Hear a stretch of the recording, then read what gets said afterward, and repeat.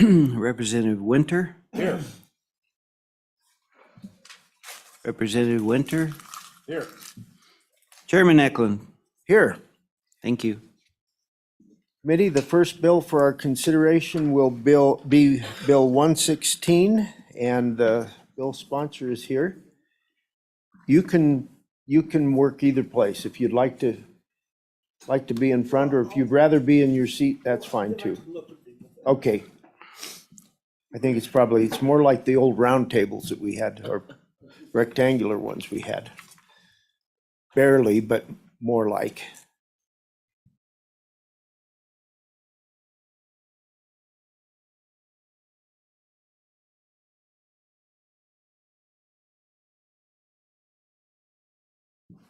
Mr. Chairman and Agriculture Committee, I bring to you House Bill 116.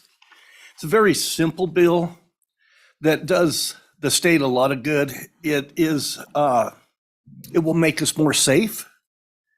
The people of Wyoming, according to our emails, really want this bill. There's over 200 emails coming in that is in favor of this bill. And what it does, it's restricting foreign ownership, China, Russia, and sponsors of terrorist state from buying Wyoming lands, farmlands, ranch lands, minerals, industry, and that includes the ground, the minerals, everything. We do need to make a requirement because we cannot do airspace, is what I understand. So we're going to have to make an amendment for airspace. There is a penalty of $5,000 a day for any foreign country that does this, and we're not putting it over on the realtors. They have no control. They don't know who they're selling it to. So the realtors are out of this, and I'm open for any questions. Committee questions. Representative Conrad.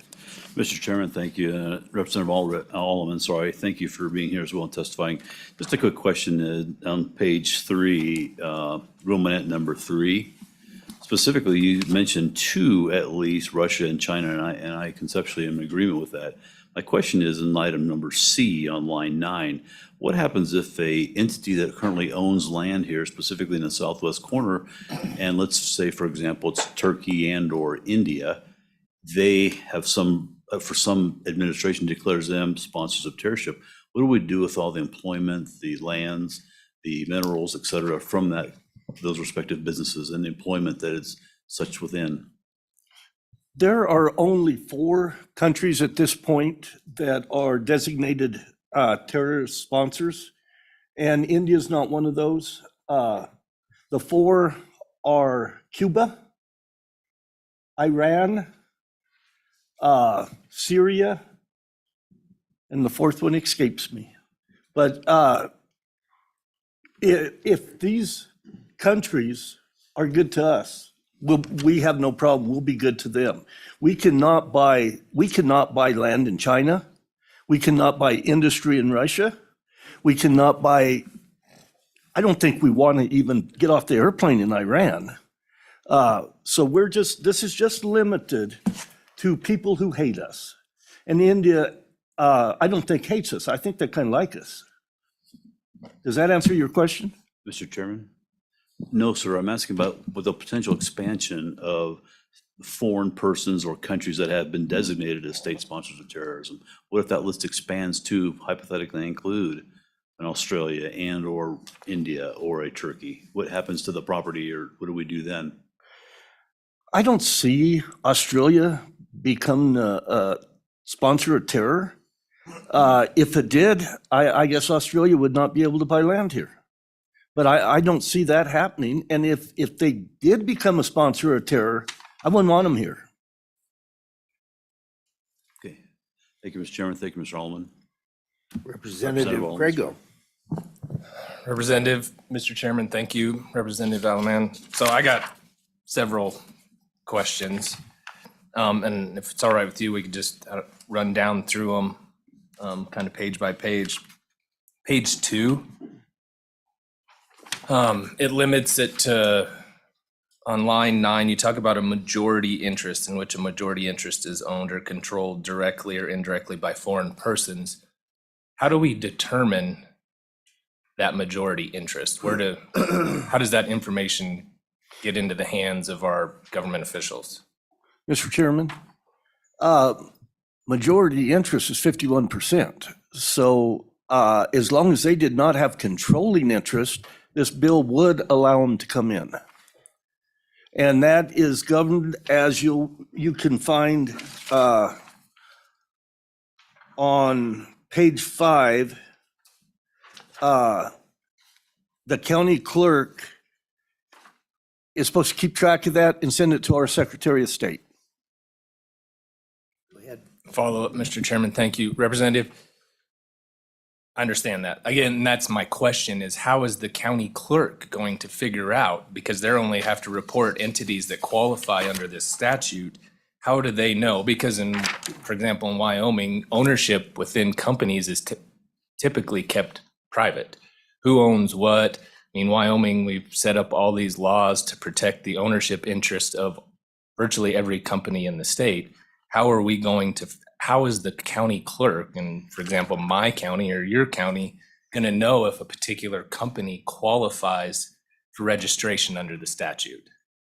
Mr. Chairman, Representative Crago, I'm open to a suggestion. If you don't like the wording, can you come up with something that would protect us better? Because all I'm looking for is protection and making this state safer. And I think this bill does it. If you have a suggestion, I'm all open.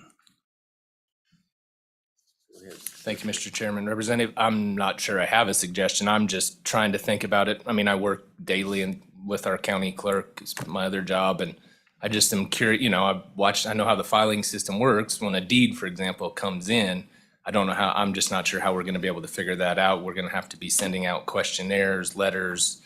We're going to have to come up with forms or some way. I don't know the answer. I'm just wondering if you had something in your mind, how you thought that might work. On my next question, do you happen to know, because I have no idea, how many this particular bill covers mineral interests as well, which is different than ag land, obviously, but do you know how many foreign entities own mineral interests in Wyoming? I'd be curious to know. I don't know, Mr. Chairman, Representative Craig, I don't know the exact number. I do know that 35 million acres of the United States, according to the USDA, is foreign owned. 35 million acres. And I have a little story I can tell you kind of on this. A company comes in, and it's one of them that's on this sheet that we would have stopped. They came in and bought an old oil field. There was 130 little stripper wells in this field. They had no other interest in the United States. This was the only field they bought. They have a lot of interest in Canada. They ran this field for 2 or 3 years and found out it's just not what they thought it was. So they left. I mean, they just walked off. They left the landowner they owed him a lot of money. And now you and I are going to be plugging 130 little stripper wells because these wells were drilled in the 30s and were not bonded. And I know that there's American companies that's done this, but usually we have a little recourse on them because they usually have other holdings in the United States. This outfit just packed up and went to Canada, and now we're stuck with their mess.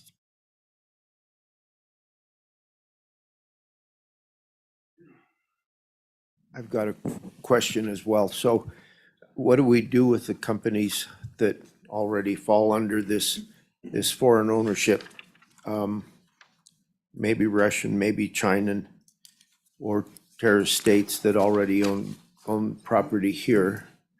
Are they, with your bill, are they thrown out or are they grandfathered in? How will that work? Mr. Chairman, according to this bill, they have 2 years to divest. And if they do not divest within 2 years, they have a $5,000 a day penalty. Committee, other questions? Well, Mr. Chair. go ahead, Representative Davis. You know, I think this bill has merit. I'm just not sure if it's all there right at the moment, you know. I'm not sure if you have a foreign business means a corporation incorporated under the laws of a foreign government. I don't know, maybe this is a question for Chuck, do we recognize foreign incorporation out of state in Wyoming, or do they have to be incorporated in Wyoming in order to be recognized as a corporation? I mean, there's some legal stuff here I'm not sure of, you know, and it seems that we're pretty narrow on our description, as I've talked to you about. I mean, I understand the countries that you're talking about, but I'm not sure. There's a lot of countries in this world that have a lot of ism with them. And so I'm not really comfortable with just narrowing it down and necking it down to those parameters that you have in there. But those are just a couple of the things that I'm a little concerned with. Mr. Chairman, Representative Davis, when I first sat down and wrote this bill, I put all foreign countries. And then I got to thinking about it. Do I want to kick BP out of the United States or out of Wyoming? No, I don't think so. And there are many, you look at the Powder River Basin, the uranium is going to be developed pretty much by Canada. I don't want to kick Canada out. So I put in these parameters because these are the ones that are really bad. We can't go to Canada and buy a piece of ground. We can go to Canada and rent from the Queen a piece of ground. But to actually purpose and to purchase a piece of ground in Canada, we can't. But we can operate it. And so I didn't know where to stop. We could put in here something like a communist country. We could add that as an amendment, but I just looked at the really, really bad actors that would make Wyoming unsafe. And I believe any company operating in Wyoming, I'm not sure of this, but I believe that they have to go through our Secretary of State. I don't know that for sure, but I believe that they have to be registered with our secretary. We might ask the question, they're here, try to find out what that timeline is, whether it's after they buy land or property or invest in Wyoming or beforehand. I'm not real sure of that either. Further questions? Thank you, Representative Alleman, and Thank you, Mr. you can Chairman. either stay there or you can come back to your seat. I'll come back. All right. I'm ready for more public testimony. Yeah, Mr. Secretary, come on up and we'll have you respond to some of this.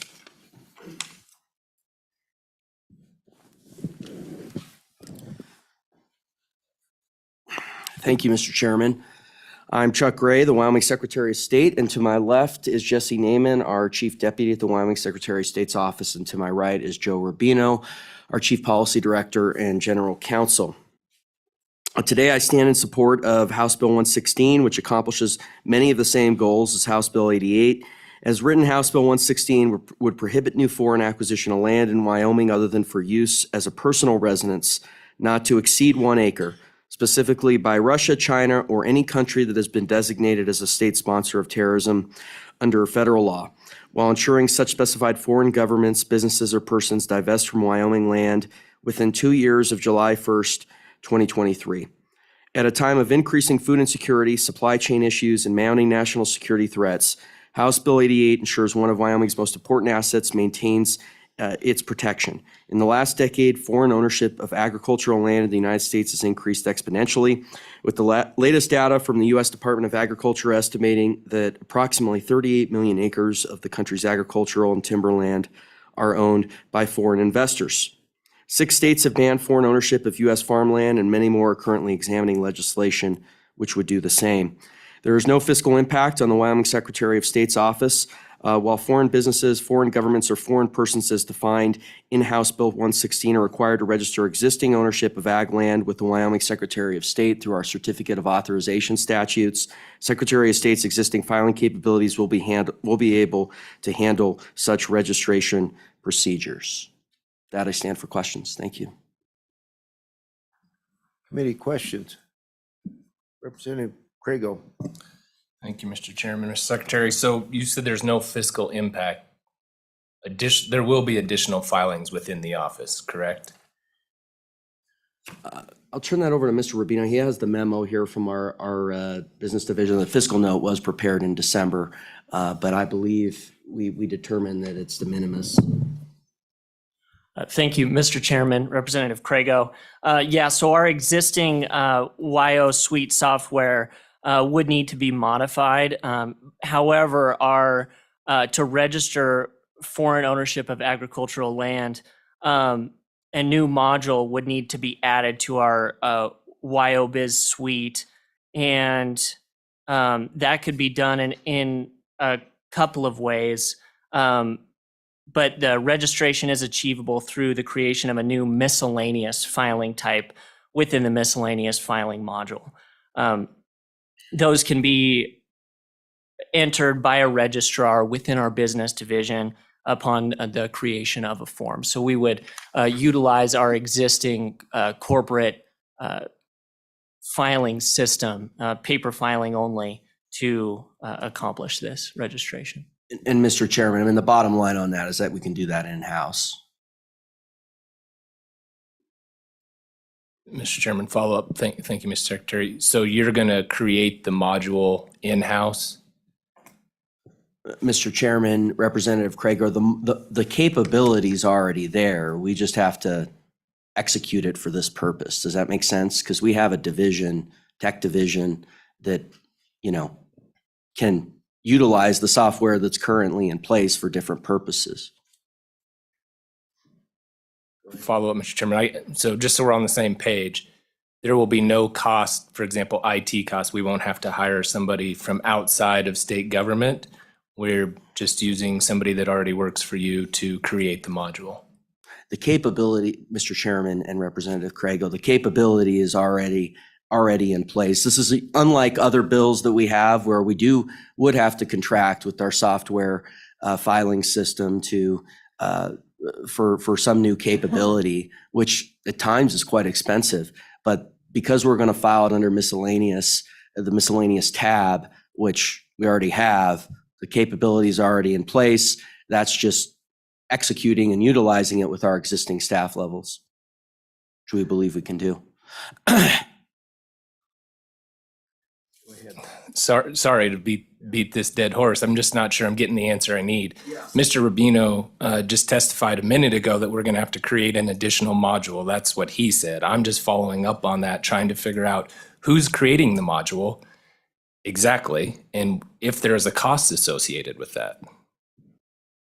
Mr. Chairman, the capability for the module is already in place. That just needs to be executed by our existing staff. We would not need to go out and hire that software third party, which oftentimes we need to do. We've got, probably 7 or 8 bills that do require that. But the capability for that add-on has already been part of what the office has purchased. We would just need to execute that. Representative Davis. Mr. Chairman, so you were talking about agricultural land there. What about the commercial side of this where we're listing the real land, real property, real estate? what's the parameters on that? Is it same or similar or? Thank you, Mr. Chairman, Representative Davis. Well, it's certainly a little bit of a different situation. Obviously, there's a policy element there, which, you know, as the Secretary of State, I'm okay with that being in the bill. You know, the elements for requirements for the certificate of authorization, which, you know, foreign entities, when they have to attain that, there are a host of exceptions, and whether one of those possibilities would fit into that exception, sure, you could write up a scenario, but, you know, I just consider it a policy choice with a, you know, another class of property. And I'm supportive of it. Thank you. Other questions, committee? Thank you, Mr. Secretary and staff. Thank you. And I'll hear from other public testimony now. Mr. Moline, come on up. I can see you're chomping at the bit.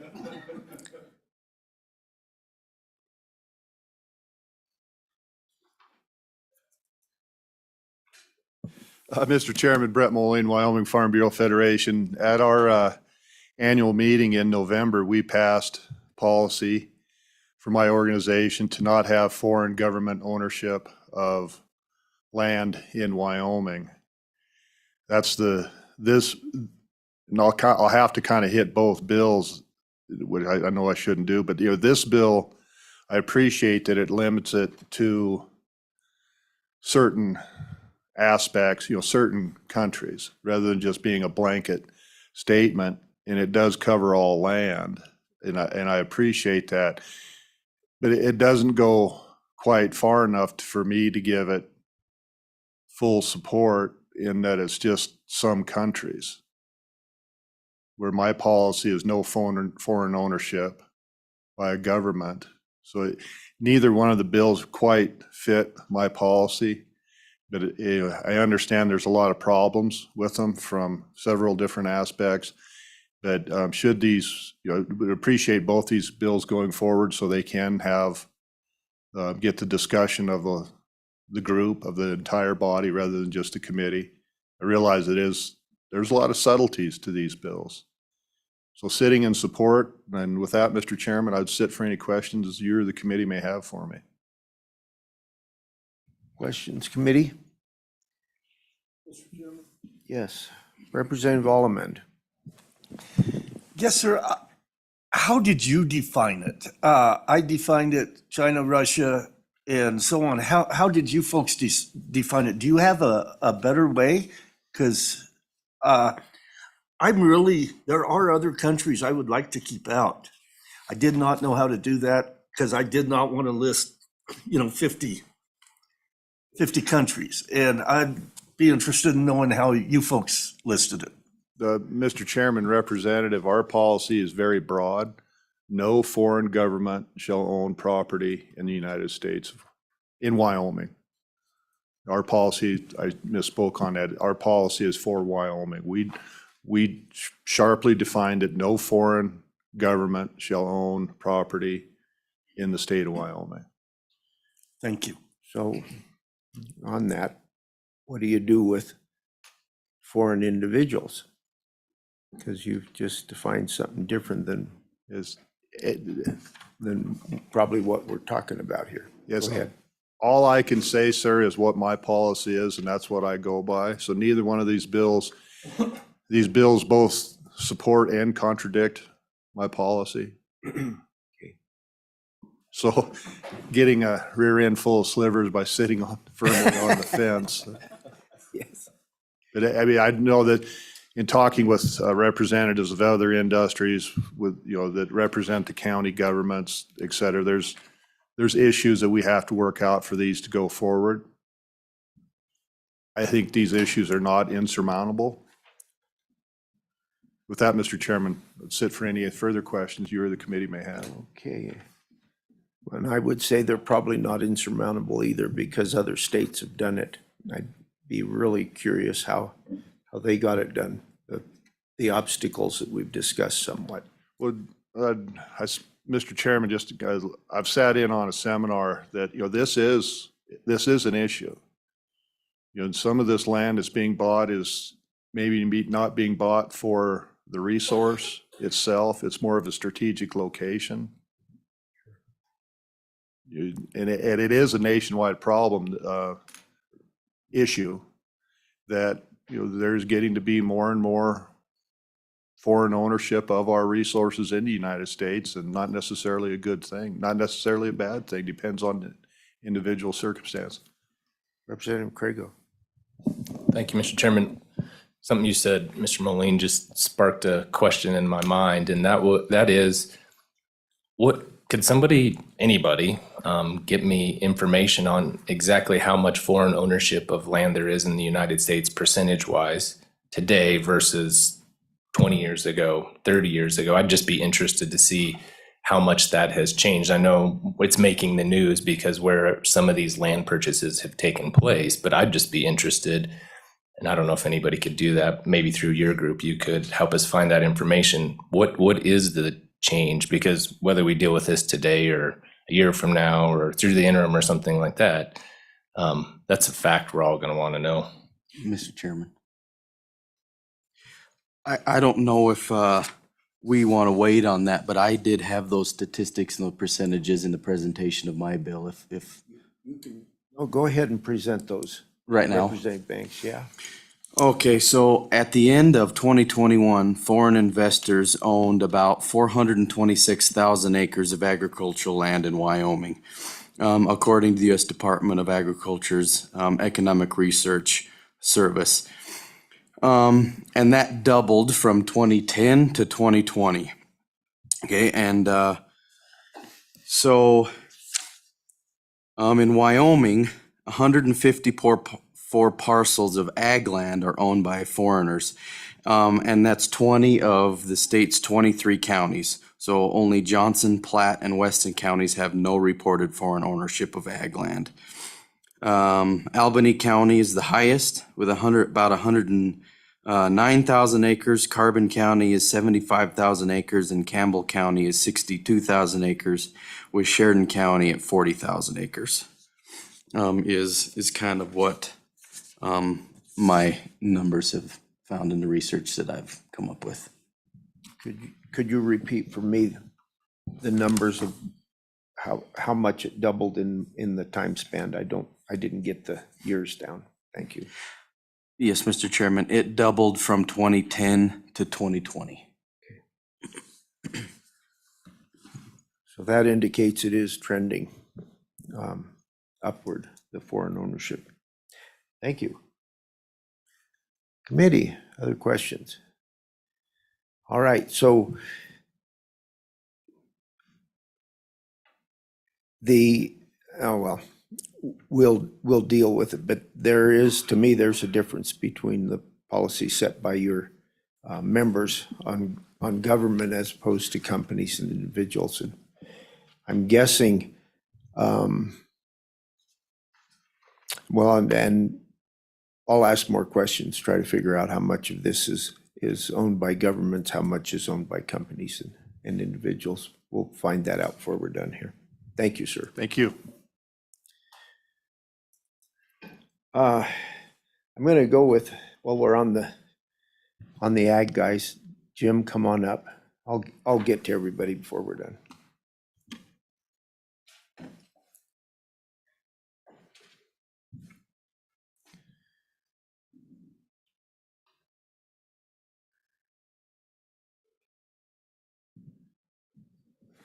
Thank you, Mr. Chairman. Jim McGagin with the Wyoming Stock Growers Association, and also representing the Wyoming Wool Growers Association this morning. And our two organizations also adopted a policy at our annual convention addressing this issue. This bill best reflects that policy of the bills that we've seen that have been brought to this legislative session, because it is country specific. Our policy is country specific. It happens to name 4 countries, but then has language somewhat similar to this in terms of additional state sponsors of terrorism being added to that list. So in that way we're consistent with this particular piece of legislation. There are a couple of issues I would raise for your consideration here. Our policy says owned or controlled, directly or indirectly, by a foreign government. I'm a little bothered by the language in here that talks about a foreign person. And I'm just thinking of the examples of people who have left some of these countries to escape the terrorism and the government that exists there and come to our country, establish themselves here, establish businesses here, but may take years to become, if they do become citizens of ours, or they may retain their foreign citizenship just because of their family ties back to those countries. So would be more comfortable if it were specific to foreign governments or entities controlled by the governments rather than individual people there. The other item I would call to your attention on page 2, beginning on line 22, any country that is a state sponsor of terrorism under federal law. I believe that has to be the starting point for adding a country to this list. But I'm a little concerned that federal decisions often have a lot of politics involved in them. And because the federal government designates a country as a terrorist organization, it might not be in our best interest in Wyoming to make decisions for our state based on that designation. So would suggest perhaps you consider adding some language there, subject to approval by the governor of Wyoming, adding them to this list, or even the legislature if you felt you needed to go that far. But some opportunity so a federal action doesn't automatically put them on this list and disqualify them from holding property in Wyoming.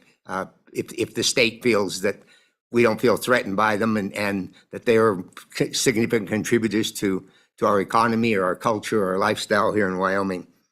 With those two suggestions for your consideration, Mr. Chairman, we stand in strong support of this particular bill. It's our preferred bill of the ones being offered, and would be happy to answer any questions. Committee questions? Yes, Representative Alleman. Mr. Chairman, Mr. Magagna, what my intent was when I put the word persons down was that I'm afraid that a person may be representing the Chinese government or the Russian government that is not, he's representing the government, but no one knows that. And that was, what do you think on that? Thank you. Mr. Chairman, Reverend Alleman, I certainly understand that there, and perhaps that could be addressed. We say a foreign government or a business entity, owner, controlled, directly or indirectly, maybe adding some language, or a person acting on behalf of a foreign government, or put some language in there so that person would have to be tied back to that foreign government in some manner. Follow-up. Yes, Mr. Chairman, Mr. Magagna, that is why, this exactly is why I put in here, I do not want to deprive anybody of the American dream. And that's why I put in here that they could own 1 acre and build a residence on that acre. Because I just do not want to deprive anybody of what we've got. Thank you. I appreciate that, Mr. Chairman and Representative Alleman. I'm just concerned that they may be a person that's very capable of going beyond owning an acre for a home and establishing a very viable business in our country. Perhaps they brought technology and knowledge with them from one of these foreign countries, but they want to use it on our behalf, not on behalf of the country they've escaped from. So it's a fine line. I certainly understand that. Okay, the first suggested, I only got one of them down, and that would be the possibility of the governor weighing in on this ownership. Your first suggestion was on individual ownership. Am I correct that we might? Mr. Chairman, it would change? be, as I suggest, it would be on line 10, page 2, line 10, to strike by foreign persons. There may be some ways to change that a little bit to reflect the concerns that I believe Representative Alleman presented, but a foreign person deemed to be controlled by All right. the foreign government. Okay. Other questions, committee? Thank you, Mr. Thank you, Mr. Magagna. Other testimony? Bill, come on up.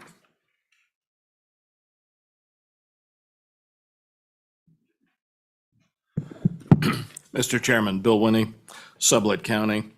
I'd like to offer some illumination on what I think to be a closely related issue. We have seen Chinese purchase of land near Air Force bases in South Dakota and so on. Our B-52 bases up there. And what I infer they're probably doing is collecting intelligence in the form of you just go out and you just soak up everything in the radio telephone spectrum, and then you see what you can figure out.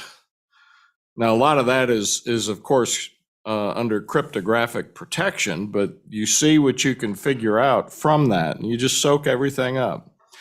You also observe what's going on, various features that go on. Well, we have our missile bases here in this southeast corner of Wyoming, and you go out and look at how do they do security patrols and things like that. You just observe. You don't take any action necessarily, but you observe it and you draw conclusions about operational performance. I had a conversation a while ago with some of the Air Force security police on F.E. Warren, and they remarked one time that some of their best information with regard to things going on they are interested in out in the missile fields comes from ranchers that call them up and say, you know, there's some guy over there by your missile near my property that just doesn't look like he belongs there.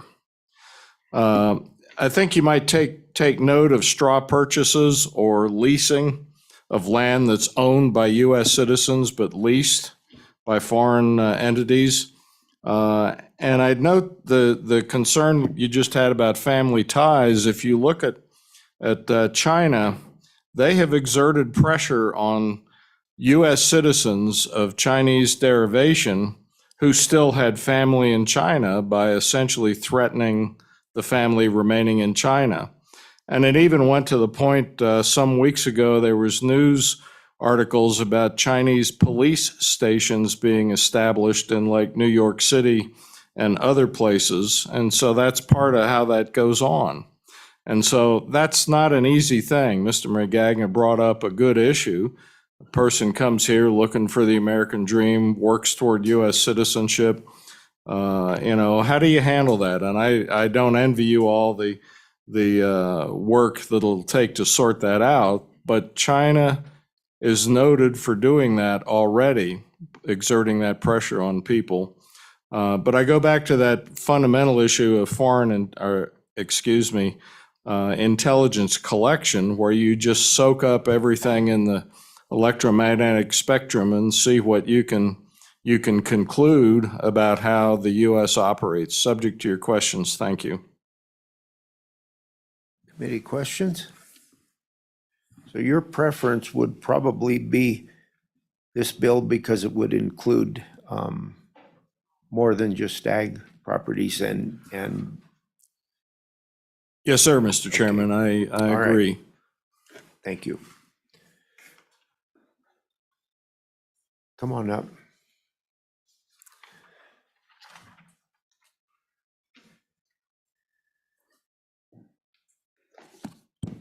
Good morning, Mr. Chairman and committee. My name is Mary Lankford, and I have the honor of representing the county clerks of the state of Wyoming.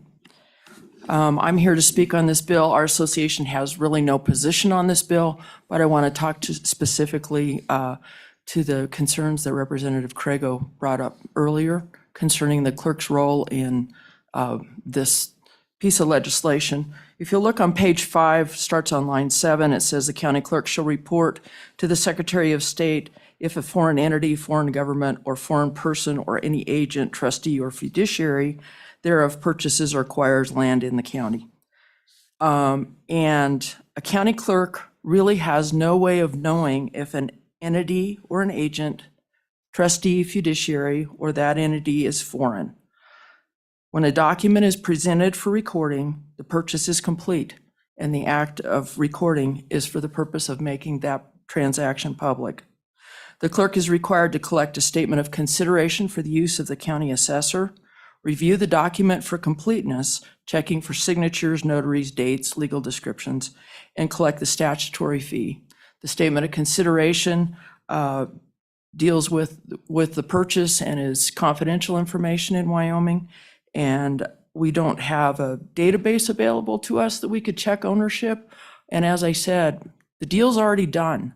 The purchase has been made, and there's really no way for a county clerk to be able to determine who that person is, or from what country they've come from.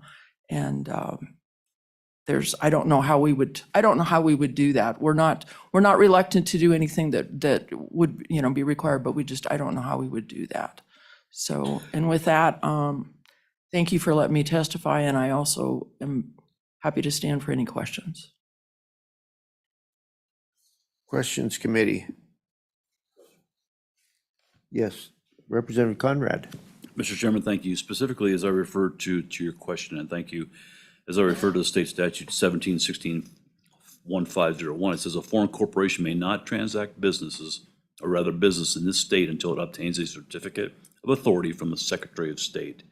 Therefore, my question, at least a follow-up perspective, you do not receive this specific, as noted, certificate of authority from the Secretary of State from those businesses who do apply to conduct respective.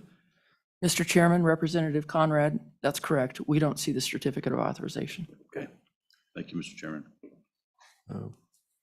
Okay, any other questions? We might have you back after we start chewing into this thing. Thank you. I'll be available. Thank you. Other testimony. Mr. Moline, you weren't finished, were you?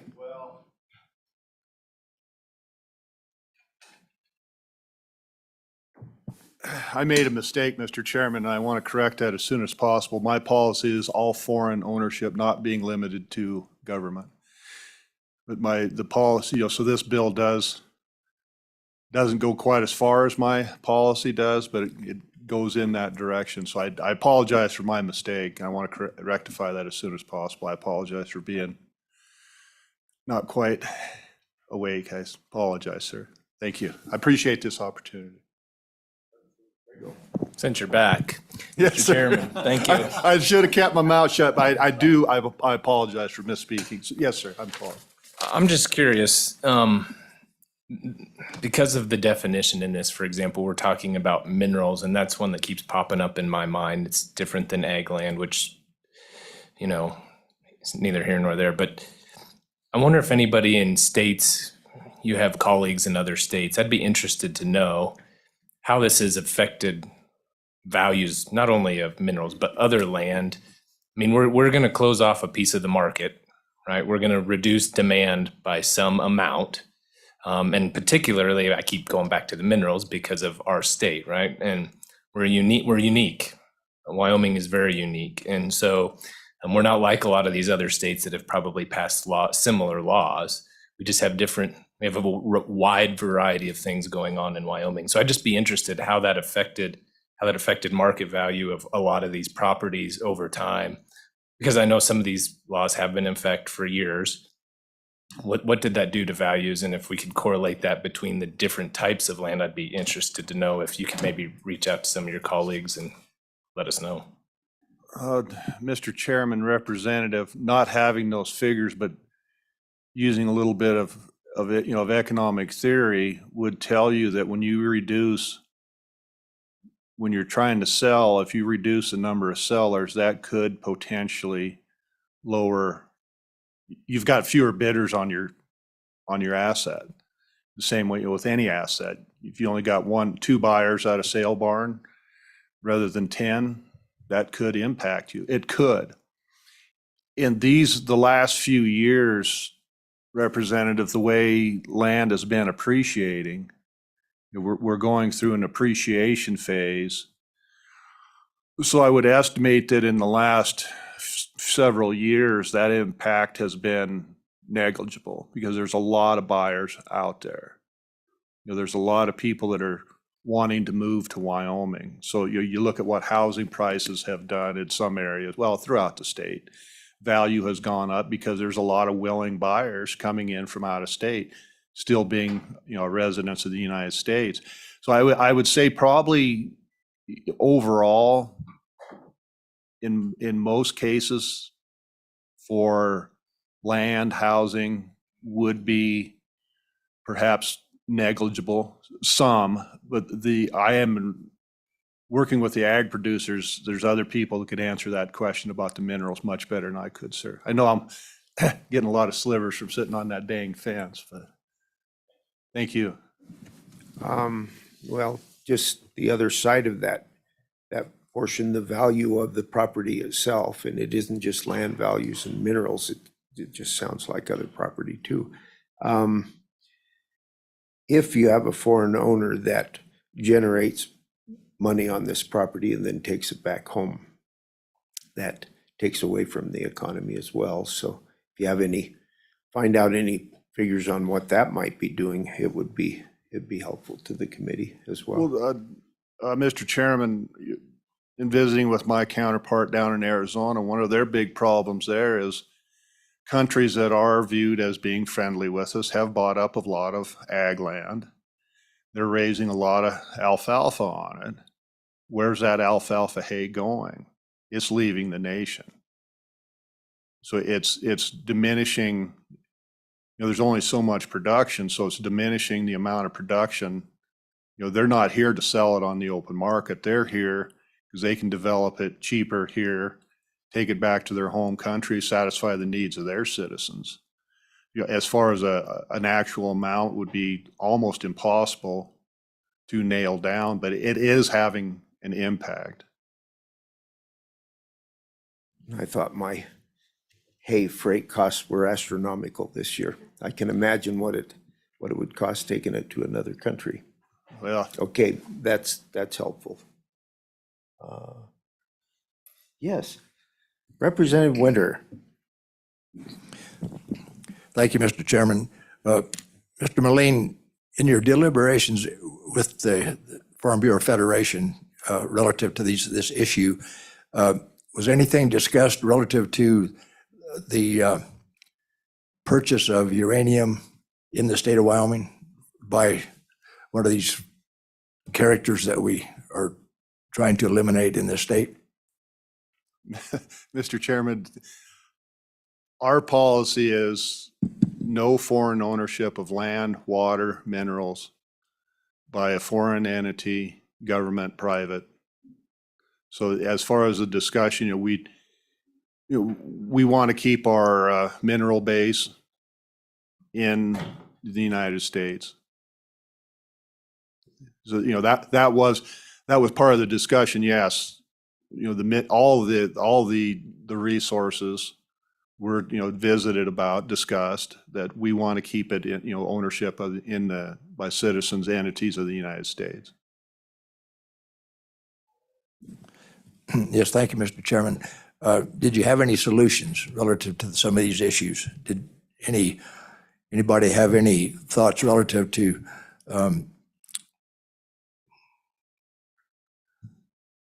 bring this to a conclusion, if you will? Mr. Chairman, Representative, I believe, how to make it work? No, we didn't. We drew the line in the sand.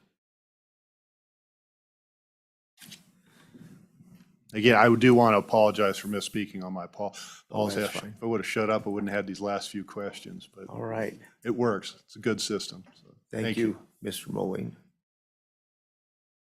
Any further testimony? I guess I would be open to anybody who can help Representative Crago's question concerning minerals, I am convinced we have foreign ownership of minerals right now, and I'm curious how that will affect, how this bill would affect minerals, what it would do to the value of minerals, and the state coffers are dependent on those.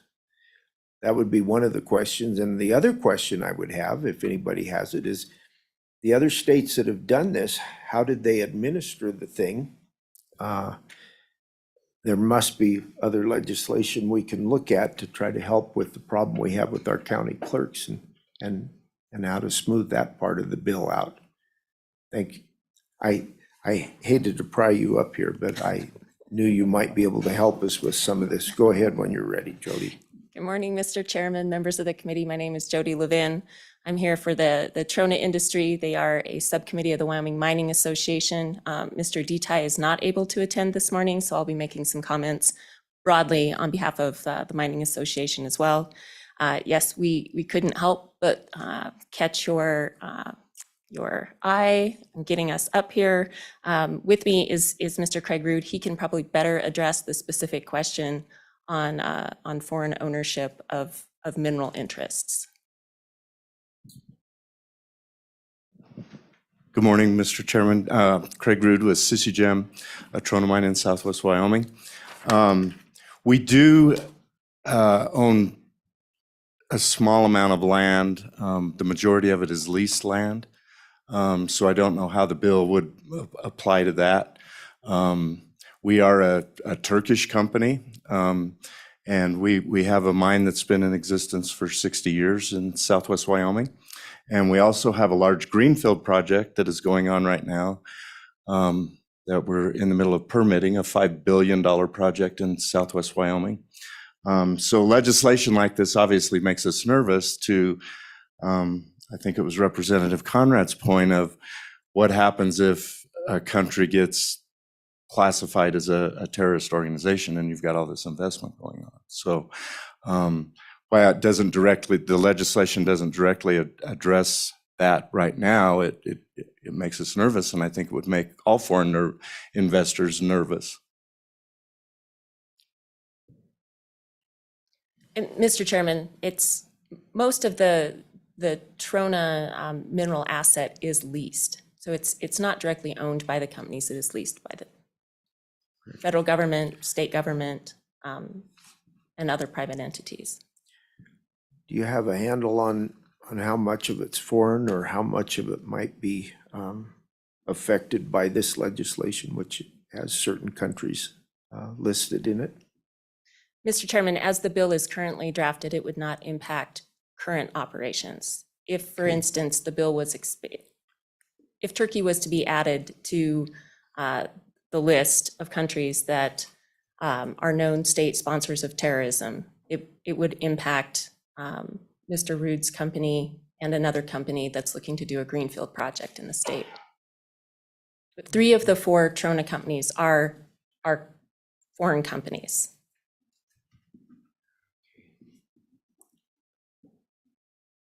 Committee questions? Yes, Representative Craigo.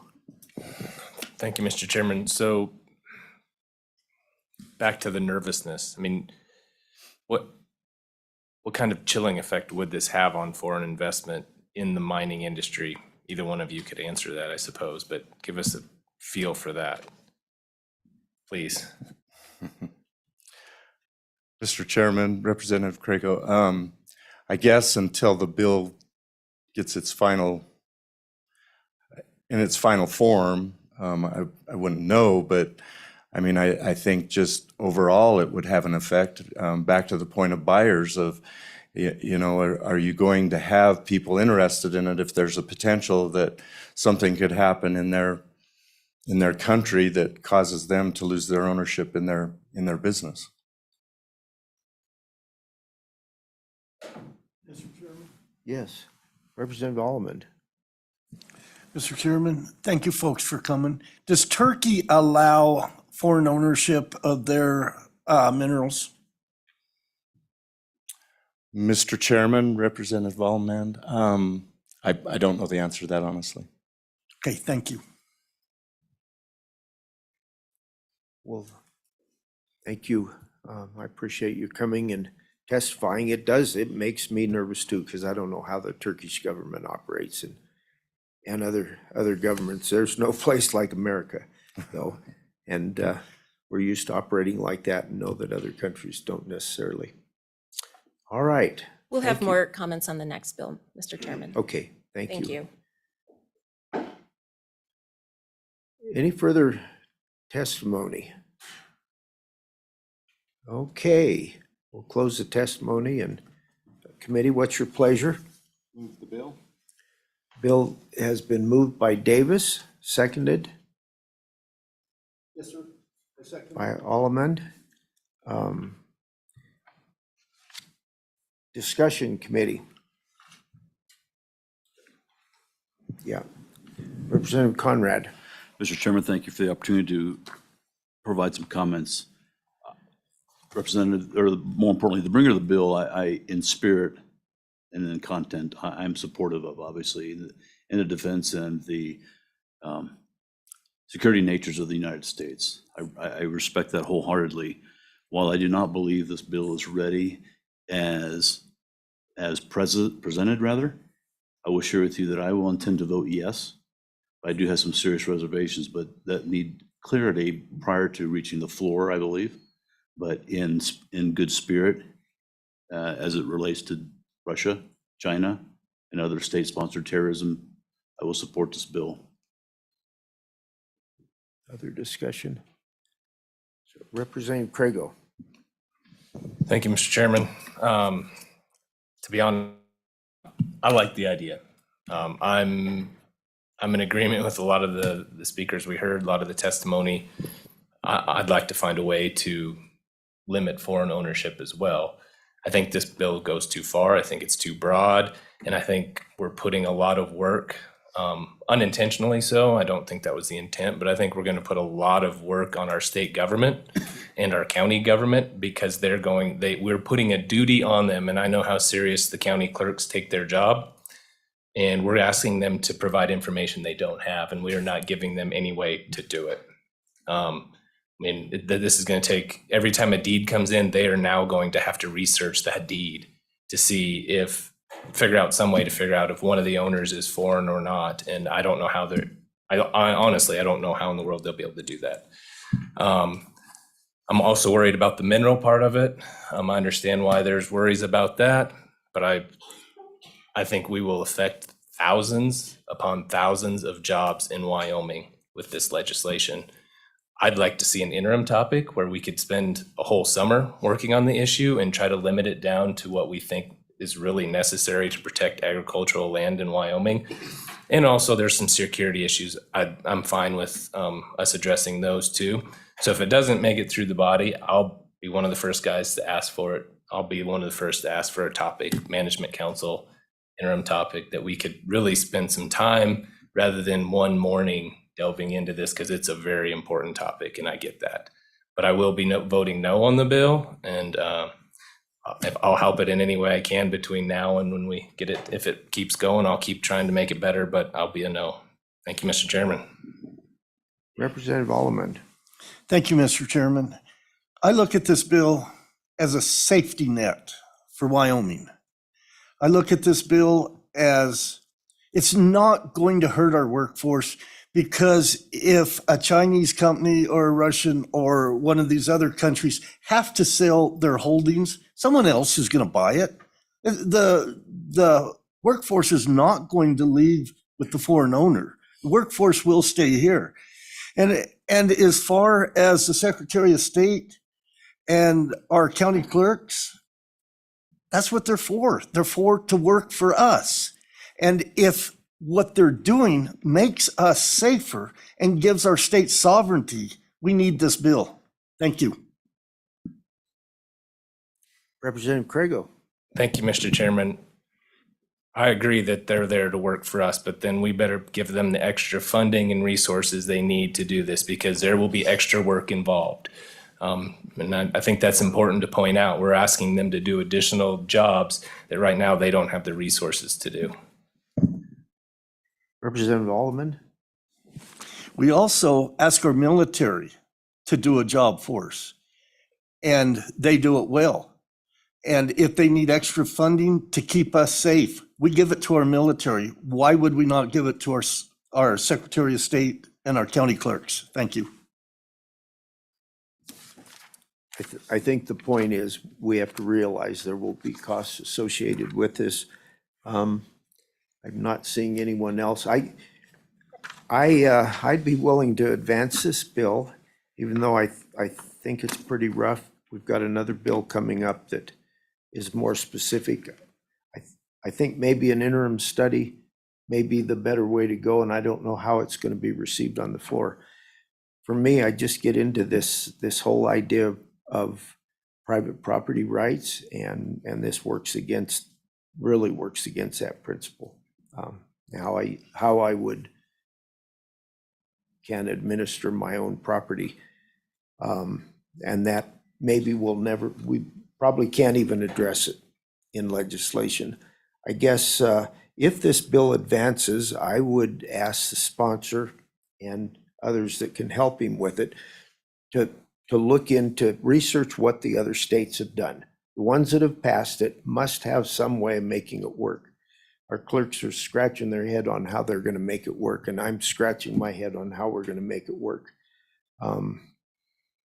If it advances, I would appreciate some work being done before now and when it comes to the floor. And any further discussion? Yes, Representative Craigo. Mr. Chairman, I'd like to propose an amendment. So, and I don't know exactly where we need to put this because of how we do drafting. It's probably going to be section 3, section 4, and we'll have to renumber section 4 and section 5. But a new section 4 that sets forth an appropriation of $5 million to assist in standing up the programs necessary for the county clerks and the Secretary of State to administer this bill. I'll second that. Been moved and seconded that we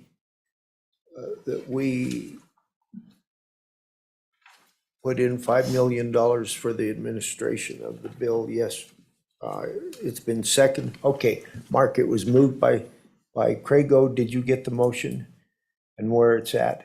I did. Second. I'm not exactly sure between 3 and 4 of Sure. the section where it goes, but We're not either, but, go ahead, Representative. Thank you, Mr. Chairman. I think typically it would become the new section 4, and section 4 and section 5 would be renumbered as 5 and 6. Okay, discussion. Representative Allemand.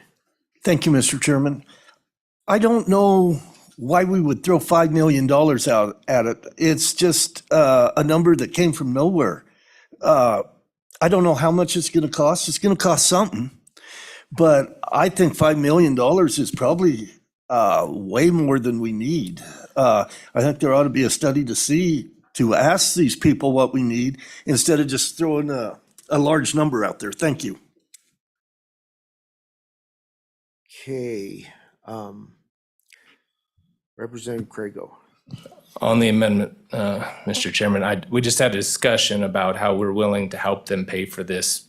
The process is necessary, and that's all I'm trying to do is make sure they have the resources. If the bill passes, I just want to make sure they have the ability to do what we're asking them to do. And so it may encompass new computer programs, not only at the Secretary of State's office, but also at the county level. And so I just want to make sure we have some sort of funding mechanism built into this because it will require additional work. That's all I'm trying to do.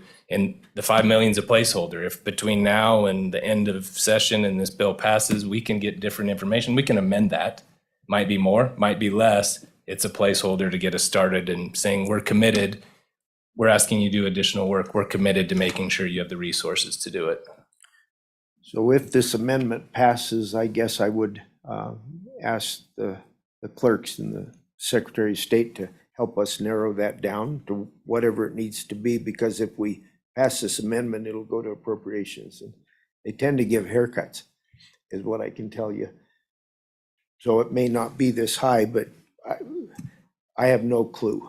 I have no clue because I think you're going to have a research department that they don't have in the clerk's office. Representative Allemand. When Mr. Chairman, when Mr. Gray was here, he said that it was going to have a very small impact. So $5 million is not a very small impact. He did not ask for money. He did not think that we needed additional money. So I'm very much against this amendment. Thank you. Mr. Chairman, question on the amendment. Okay, question being called. All those in favor say, does everybody understand it? We'd add, and it's not specific as to whether it's counties or, or the state? Okay. Question being called. All those in favor say aye. Aye. Opposed? No. Okay, we'll have a raise of hands. All those in favor, raise your hands. 2, 3, 4, 5. This amendment passes. Chairman Eklund? Chairman Eklund? Yes.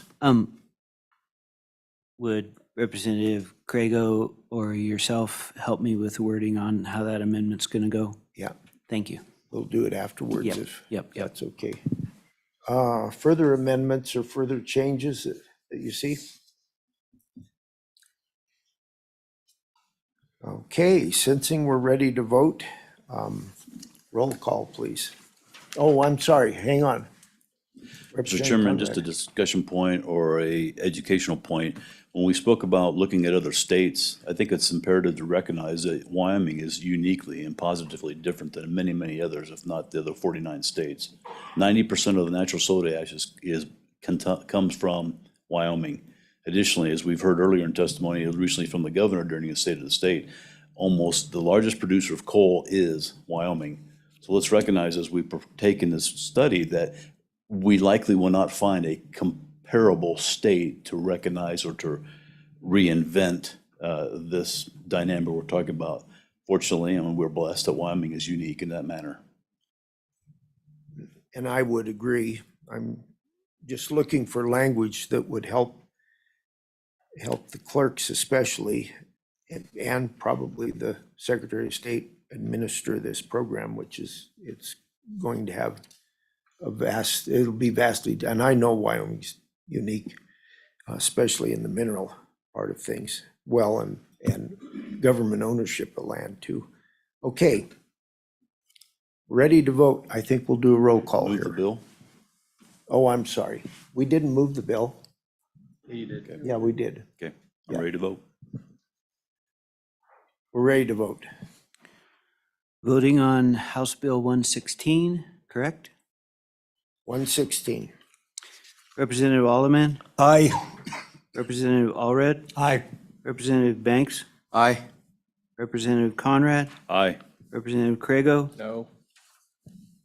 Representative Davis, Aye. Representative Slagle, Aye. Representative Winter, Aye. Chairman Eklund. Aye. We have, pardon me, 8 ayes, 1 no. This is a due pass with amendment. Okay. Committee, the next bill for our consideration is House Bill 88. It's sponsored by one of our committeemen, and Representative Banks, you can either come in front of us or stay at your desk. I think I'll just stay put here. Okay. And in the interest of time, since these bills are related, I'll move through it kind of quickly with my presentation here. I'm gonna try not to be redundant, but because we have some new people here, I'll just give a little brief overview. That at the end of 2021, foreign investors owned over 426,000 acres of agricultural land in Wyoming, according to the U.S. Department of Ag's Economic Research Service. And that number doubled from 2010 to 2020. And while Wyoming acreage is a small amount of more than 40 million acres by foreign interest in the United States, it's a rising concern, as I've spoken to many ag producers around the state.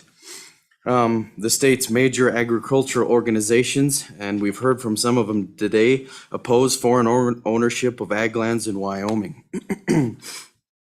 In Wyoming specifically, 154 parcels of ag land are owned by foreigners, which with parcels in 20 of the state's 23 counties. Only Johnson, Platte, and Weston counties have no reported foreign ownership of private ag lands. There's some in all the rest of the counties. Albany County, Carbon County, Campbell County, and Sheridan County are the highest in the state. We heard from a good gentleman earlier about security concerns about Chinese companies purchasing farmland, most recently in North Dakota near an Air Force base, has driven up fears across the nation of foreign ownership of U.S. agricultural land. Concerns that are near and dear to me and those that have been shared with ag producers around the state is that foreign investments in U.S. farmland could result in foreign control of U.S. farmland, especially our prime agricultural lands that could lead to foreign control over food production and food prices. Farms feed America and should stay in Wyoming and American hands. We also heard earlier from Mr. Moline that, and I have some numbers here about Saudi Arabian companies as well as Chinese companies and Japanese companies are the top U.S. alfalfa hay exports, with China being responsible for 55% of alfalfa exports in 2021. At least 10 states have enacted restrictions on foreign ownership of land within their borders. And so with this bill, I'm hoping Wyoming will follow. So with that, I bring you House Bill 88, which is foreign ownership of agricultural land prohibited. Moving through this, we get some definitions here of foreign governments, foreign entities, and foreign persons. There on page 4, where we go into the meat of the bill, no foreign government, foreign business, or foreign person, or any agent, trustee, or fiduciary thereof shall purchase or otherwise acquire agricultural land in Wyoming. And this is something that I added here, is a foreign government, business, person, agent, fiduciary that owns or holds agricultural land in Wyoming may continue to own that land, but shall not sell or dispose of that land to another foreign government, foreign business, or foreign person. There'll be some complications and I share with the chairman the private property rights. So I was willing to compromise there. And if you currently own property in Wyoming, you may continue to do so. But if that is sold, it has to be to a citizen of this country. We heard from the good Secretary of State that this isn't going to add a whole workload to him. There'll be some things to do with the software. Registration is possible through the miscellaneous filing module. Additionally, certificates of authorization are filed within the Secretary of State. We heard some concerns about the county clerks. I think if we have good communication with our Secretary of State and our county clerks, with those certificates of authorization, we can get to the bottom of those foreign ownership deeds and things that have been there. And I know that this is asking for that communication to be open between the Secretary of State's office and our county clerks.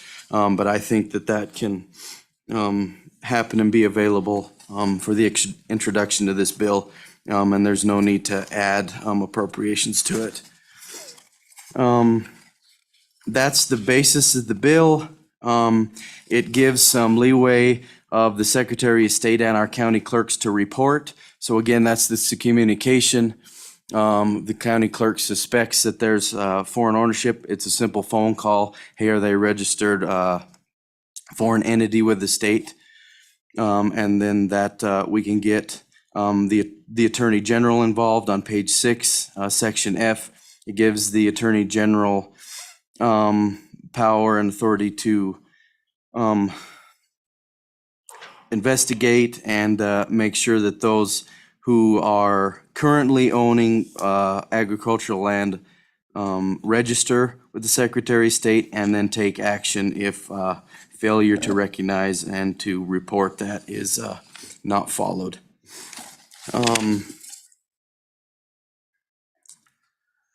with that, that is the gist of the bill. And with that, I will stand for questions. Questions, committee? Representative Conrad. Mr. Chairman, thank you. To the good bringer of the bill, a couple questions for you. If I understood, you did clarify or amend that so that there is a grandfather clause for those that are currently owned, correct? So I do want to, please, I'm sorry. Mr. Chairman, Representative Conrad, that is correct. Follow-up question, Mr. Chairman. Representative Banks, question for you. If in fact, say, as we spoke about, and more importantly, heard earlier testimony, 3 out of the 4 soda ash mines in particular are foreign-owned. With those lands, some do include agricultural lands, which are as a benefit to our local ranchers. We allow that ranching, and more importantly, that grazing to occur to support their livelihood through the leasing or subleasing. I guess my question is, so if I understand the bill correctly, if in fact that, say, a foreign-owned entity sells or wants to sell to another foreign-owned entity, and it does include leased, or more importantly, agricultural lands, that would be forbidden with your proposal? Correct. A follow-up question as well. I'm sorry, Mr. Chairman. Follow-up, go ahead. Thank you, Mr. Chairman. Representative Banks, do we realize or have we considered the impact that that may have to our local ranchers who are actually utilizing that leased land due to foreign ownership, specifically in the southwest corner, the impact that that could have on our local residents?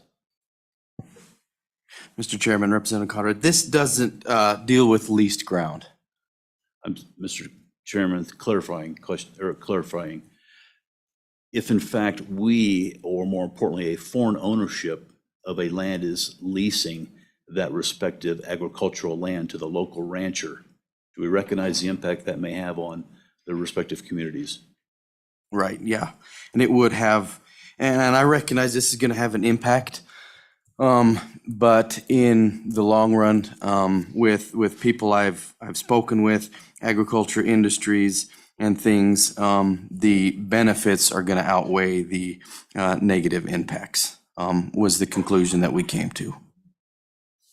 Mr. Chairman, I apologize, follow-up question. What, have we quantified what those benefits are? Monetary, generational? What are those benefits per se?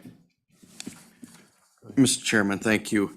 Again, so with the Chinese, the Japanese, Saudi Arabia, those exporting all of our hay and being able to control agricultural land that is directly tied to food prices, being able to have our control of within this country and within this state of our food prices and our production and things like that, the impact that can come directly back to the state as related to those prices is going to be a benefit not only to this country, but those who rely on us for food production.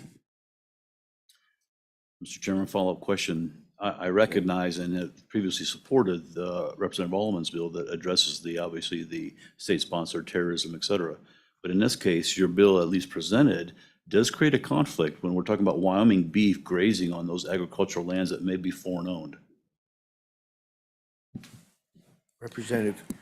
Thank you, Mr. Chairman. And as I stated, that we're not going to take lands from anybody who currently owns them, so they can continue. We're not saying that if you own, you have to divest within 2 years as such. You're allowed to continue to own that property.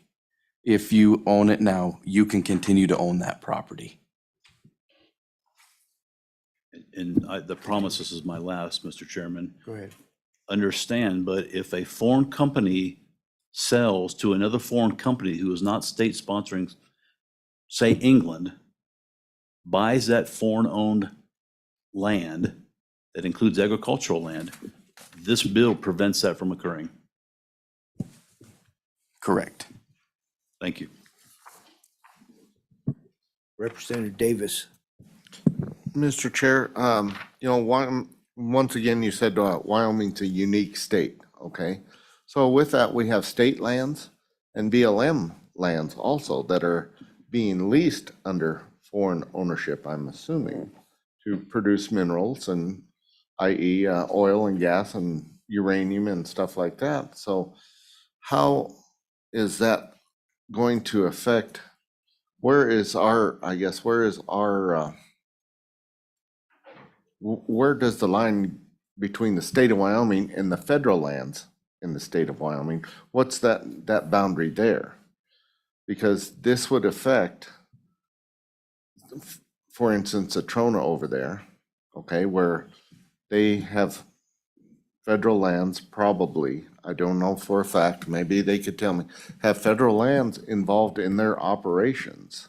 And they sublease to the grazing, to local ranchers, as pointed out, okay? But if federal lands are involved, what is Wyoming's position, or what is our position on how do we don't control the federal lands in Wyoming?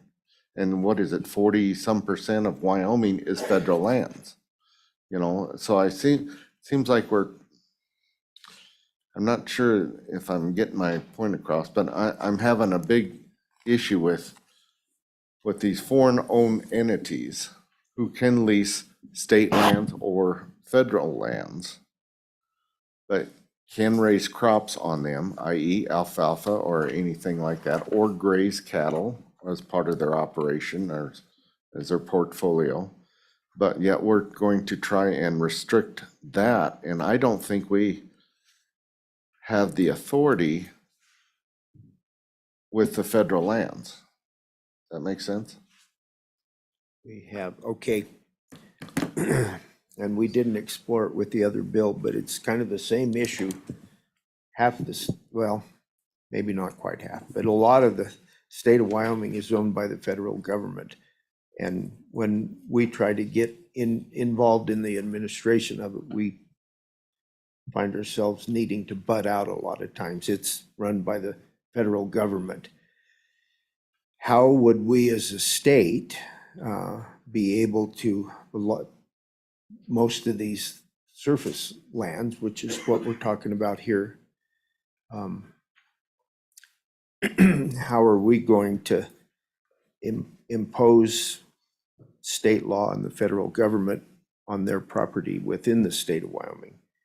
Kind of sounds like we're going to try to trump the federal government, which is difficult to do, but we haven't talked about that, so this is a new discussion.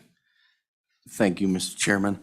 And as much as I would like to control the federal land that is in the state of Wyoming, that is, unfortunately, we can't. And we don't now.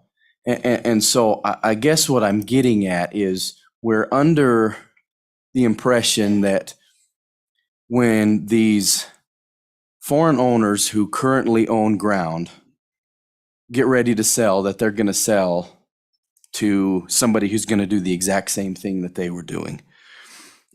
And we've seen that that's not the case now rising.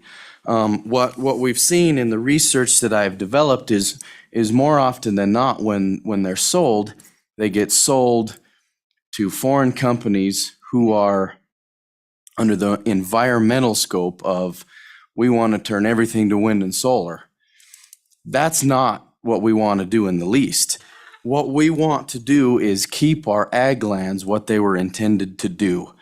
And if we have the ability to say, well, these out-of-state companies are not going to have these foreign companies are not going to have a say in how we produce food in Wyoming that affects the United States.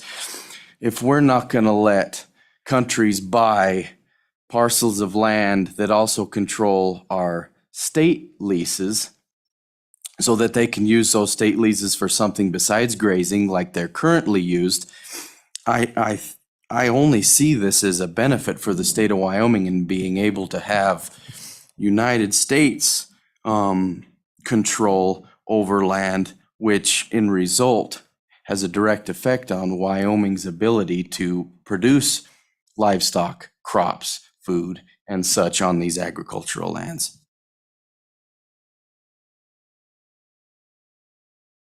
Representative Alleman. Thank you, Mr. Chairman. Representative Banks, do you know how much ground the federal government sells whether it's to private people of the United States or Wyoming, or to out-of-state or out-of-country interests. Do they sell much land? Thank you. Mr. Chairman, Representative Alman, I am not clear on that. I'm not sure the answer. I'm under the impression that federal land doesn't get sold that often, but I could be wrong.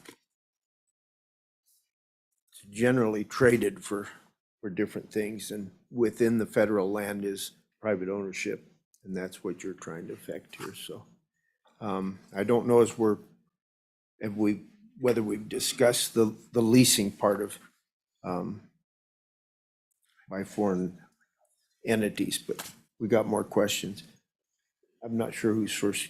Representative Conrad, go ahead. Go ahead. Mr. Chairman, thank you. I just want to call our attention to the Wyoming Constitution, specifically on page 42, corporations. And I just read this as we consider this overall discussion, as we've heard previously, as we hear today.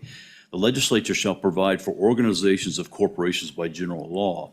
All laws relating to the corporations may be altered, amended, or repealed by the legislature at any time when necessary for the public good and general welfare. And all corporations doing business in this state may, as such, to business be regulated, limited, or restrained by law, not in conflict with the Constitution of the United States. So I call our attention that we have the power now, and I don't know this bill, what it does to further that respectfully, when we already have those provisions not only in various components within our state constitution, but also as most recently denoted in Article 10, Section 1. Thank you. Representative Davis, did you have something? No, you're good. Any further questions? All right, I would welcome public comment now. Jody, come on up.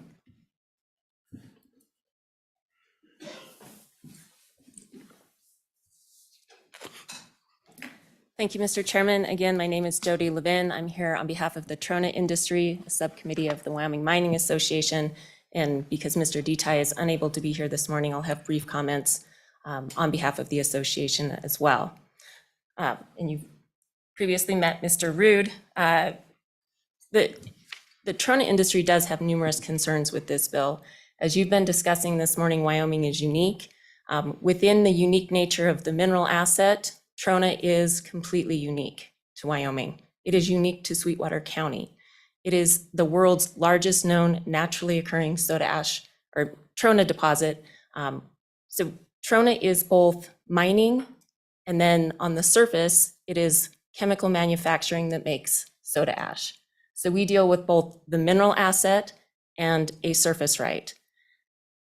The concerns with this bill really come down to definitions. So on page 2, if you look at lines 4 through 7, the definition of agricultural land, within that, subsection C, which is lines 15 and 16, the rearing, feeding, grazing, or management of livestock. So where the Trona deposits and operations are located is in the checkerboard in southwest Wyoming. The land outside of the operations is grazing land. There's a long partnership with the Rock Springs Grazing Association and UNA County Development because it is grazing land. So we appreciate the grandfather clause in this bill that kind of protects your current operations. As I already indicated, 3 of the 4 operations are foreign companies. What this bill jeopardizes is expansion projects, because once you go outside of the current ownership, that's industrial land.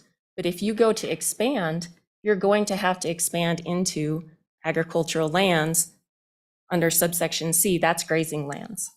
So that is a threat to the current expansion projects that companies are considering.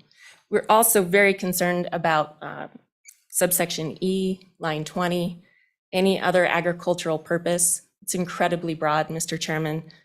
That could be hives for honeybees. I mean, it could mean a number of things that could really limit the ability for these projects to expand in the future. Also, Mr. Chairman, on page 4, line 8, one of the questions that was brought to me by the companies, or otherwise acquire agricultural land. Some of the leases that these companies have are long-term leases. So is a 75-year or a 99-year lease otherwise acquiring agricultural land? Again, very, very broad definitions that cause concern to the future of these operations. The expansion projects that these companies are considering are billions of dollars. Mr. Rood's company alone, it's over $4 billion. The industry is the largest employer in Sweetwater County. They employ 2,300 people. Some of these companies have been in operation as foreign companies for decades. They have an economic impact of nearly $500 million. These are incredibly good paying jobs. Once you go to work for the Trona industry, you retire from the Trona industry. You don't get a lot of turnover and layoffs. So we have a number of concerns about the message that this bill sends and the threat that it has for the future of the industry. I'll let Mr. Rood make any comments. Chairman Eklund, committee, I don't really have anything to add to what Jody said, but just again, however the bill winds up, I think would make foreign investors nervous about coming to Wyoming and investing and having this big impact on our economy. And we have a lot of employees, and basically all of Sweetwater County revolves around the Trona mines. And we, and specifically our company, is looking to grow the natural soda ash business and take some of that business away from China. Because they make everything synthetically, and it's a lot harder on the environment, and uses a lot more energy, a lot bigger carbon footprint, and we specifically want to grow the Trona industry in Wyoming. So, Mr. Chairman, if the bill does move forward, at a minimum, we would ask that the subsection E on line 2, the any other agricultural purpose, that be struck from the bill. And then on page 4, the line 8, the otherwise acquire agricultural land, perhaps you could clarify that would not include a long-term lease. Okay. Thank you, Mr. Chairman. Questions? Representative Alleman. Thank you, Mr. Chairman. We've heard testimony how our alfalfa hay that is cut on our land that's owned by foreign ownership. How much of the products that you make out of the Trona is kept in the United States, and how much is exported? Thank you. Mr. Chairman, Representative Alleman, it is about 40% that stays in the United States for our company. I can't speak for all of the companies. The majority of soda ash is used in glass, and the glass market in the United States is fairly flat, very consistent. The majority of it goes to developing countries where they're building buildings and getting cars. So about 60% is exported. Thank you. And that would indirectly affect the economy of Wyoming to have those markets. Representative Conrad. Mr. Chairman, thank you. Just to clarify one point that was respectfully given already, as we talked about the 2,300 jobs that this does impact, and primarily in Sweetwater County, this is a larger issue as well with Uinta County, Lincoln County, and other surrounding areas as well. So it does have a broader impact as well. And I do want to recognize from my constituents that Uinta County has approximately 600 employees alone that work in the soda ash industry. So think about that in consideration. Representative Davis? No. Okay. I'm seeing things. Okay. Mr. Chairman, and so if there's no Yes. more questions on Trona or soda ash, Mr. Detaille did ask me to make sure that the committee is aware that uranium companies operating in Wyoming are currently Canadian and Australian. All right. No further questions. Any more public comment? Thank you, Mr. Chairman. Mr. Secretary, come on up.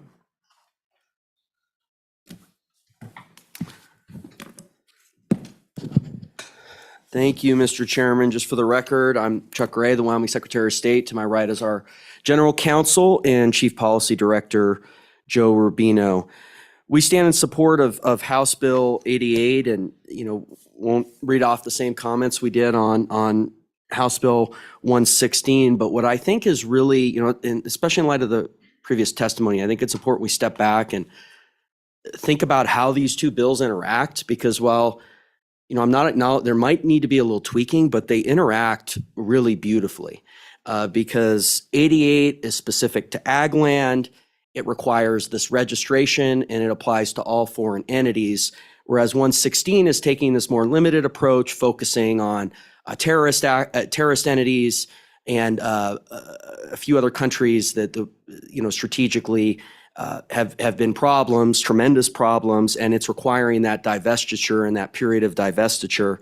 And so I think they interact really well. I certainly understand the comments from the previous testifier, but I think those tweaks kind of address those concerns and doesn't address their core. The bill is not attacking their core operation the way, and I think those tweaks kind of address their concerns on other aspects of their operations and possible expansion. So I just wanted to bring that, nuance there, that I think these, we need to continue to track it, but I think they kind of interact in a very interesting and positive way, 116 and 88 together. Also, just want to, reiterate that the capability within our system to implement these bills is already there. We just need to activate it, which we believe we can do in the Secretary of State's office without any sort of outside 900 series or the other series that governs our tech contracts. We wouldn't need to initiate any contract out of those series. So stand for questions. Thank you. Questions, committee. Representative Slagle.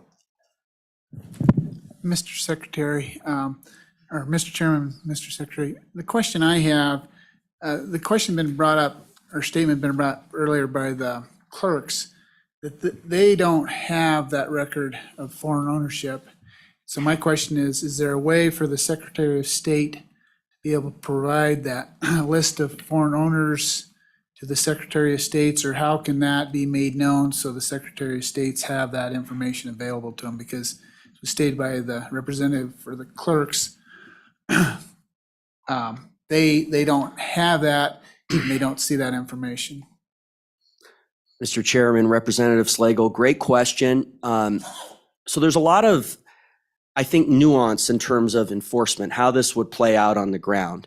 And would it be more of a complaint system or active research system? And one of the things I want to be exploring is within our office, it's difficult for us to attain where these entities are coming from. I'm very concerned about abuses of our corporate statutes, specifically our LLC statutes, by foreign entities. And when I say foreign, I mean abroad, not, in this world, foreign means anything outside of the state of Wyoming, but I'm more specifically referring to abroad.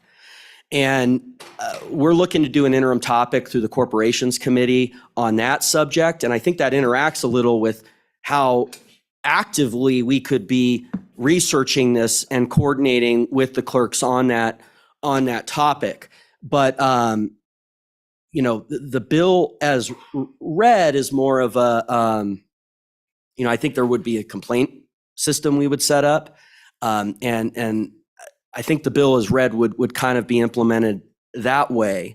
But I think the other vision, which is I think a possible discussion. One, we would need some statutory changes, I think still, and we're exploring that in terms of how do we attain where that entity is coming from. And then it's certainly not $5 million. I mean, it certainly is not that. but yeah, there's a little there. But the fiscal note is referring to that filing mechanism that the bill requires. Representative Craigo. Thank you, Mr. Chairman, Mrs. Secretary. So do you know how many man hours the reporting on, in this particular bill, page 5, subsection E, the reporting required upon the county clerks, do you know how many man hours that's going to take in each individual county by the clerk's offices? I mean, for example, my county, the reporting was we have 0 foreign ownership. So it's easy for us. But the rest of the counties, 20 of the 23 actually have this foreign ownership. And so my question for you is, have you polled the clerks? Do you know exactly how many hours that's going to take if this bill was to pass? Well, Mr. Chairman, Representative Craigo, I mean, you're dealing with a hypothetical, right? Because we're not under this framework right now, which is the problem we're trying to address. So, any answer to that question is a hypothetical exercise that we have to interact with through appropriations. And, in terms of the way the bill reads, that reporting mechanism is already in place in the Secretary of State's office. Now, I think what the clerks are talking about, the more, active research, which I would support. I think the answer to that question is somewhat of a value judgment. And I think that, what exactly, where that fits, I mean, where they consider that they would need, but it's an opinion. And ultimately, I think the legislature needs to weigh in on that. Follow up. So follow up. Thank you, Mr. Chairman, Mr. Secretary. So then how do you know it won't cost an extra $5 million in resources and man hours by all of the clerk's offices put together?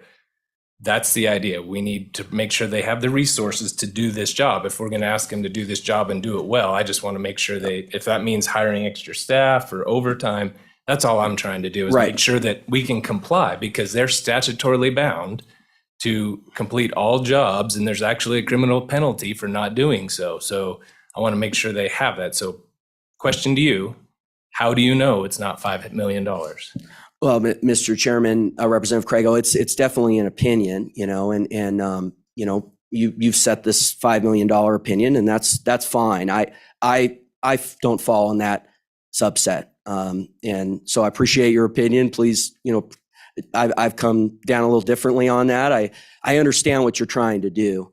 And I think we can, coordinate with the clerks on this before we go in front of appropriations, get some language right. But I don't think it's going to take 5 million. But it's a very important issue. We got to get this right. Absolutely. Agree with you 100% there. So I have questions on the framework.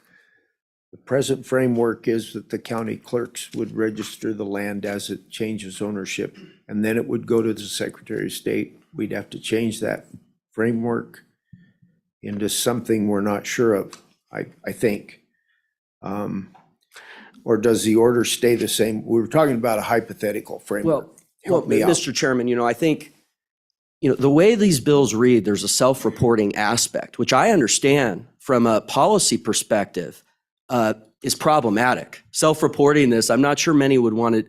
So, and I think that's the way what the clerks are saying is they want to have more an investigatory, and I support that, and I would like that as well. There is going to be a cost associated with that. Is it $5 million? I don't think so, but I want to be clear here that I think there needs to be a little more language on, because the current has a more of a self-reporting aspect. So we got to beef up this language, because if we're going to have a bunch of money on this, we want to make sure that it's there, that this will be investigated in perpetuity. And, it's not just, because, I'm not going to be around forever, and nobody's around forever. So. Oops. Thank you, Mr. Secretary. Further testimony.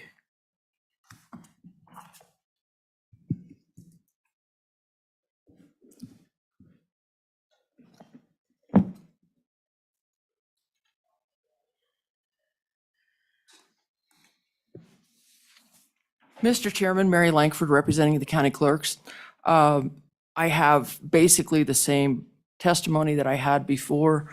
The language in both of these bills is the same, putting the requirement on the clerk to report to the Secretary of State's office. But I'd like to follow up on a few things that have been said here at the table as well as discussed through your committee. This bill says that it's going to restrict foreign ownership of property.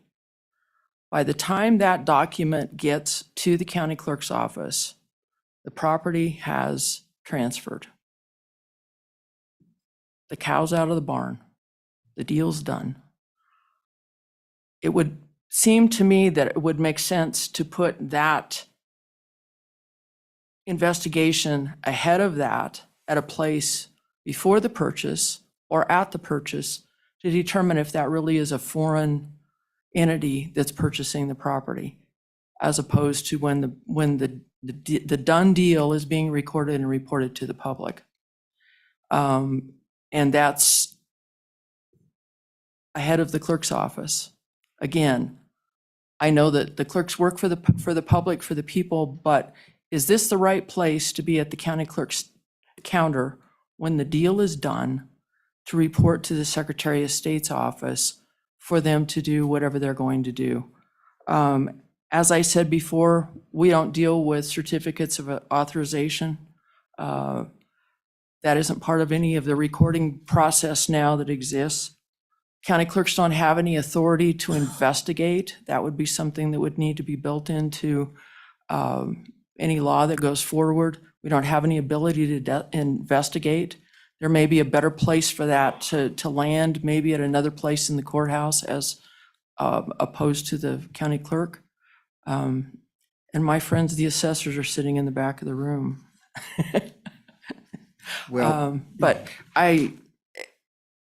that whole authority piece, we can't reject a document that anticipates that we would reject a document if it was showing to have foreign ownership. We don't have authority to do that. The only authority we have is to look at that document, make sure that it's complete and that we have a statement of consideration to go with it, and to collect the fee and file and smile. And that's what we have the ability to do. So I have some real concerns for our association, from our association, about what the role of the clerk is really going to be in this situation. I appreciate the offer of an appropriation. I have no idea what that really would look like. I think it would look like that we'd have to have some sort of a central database.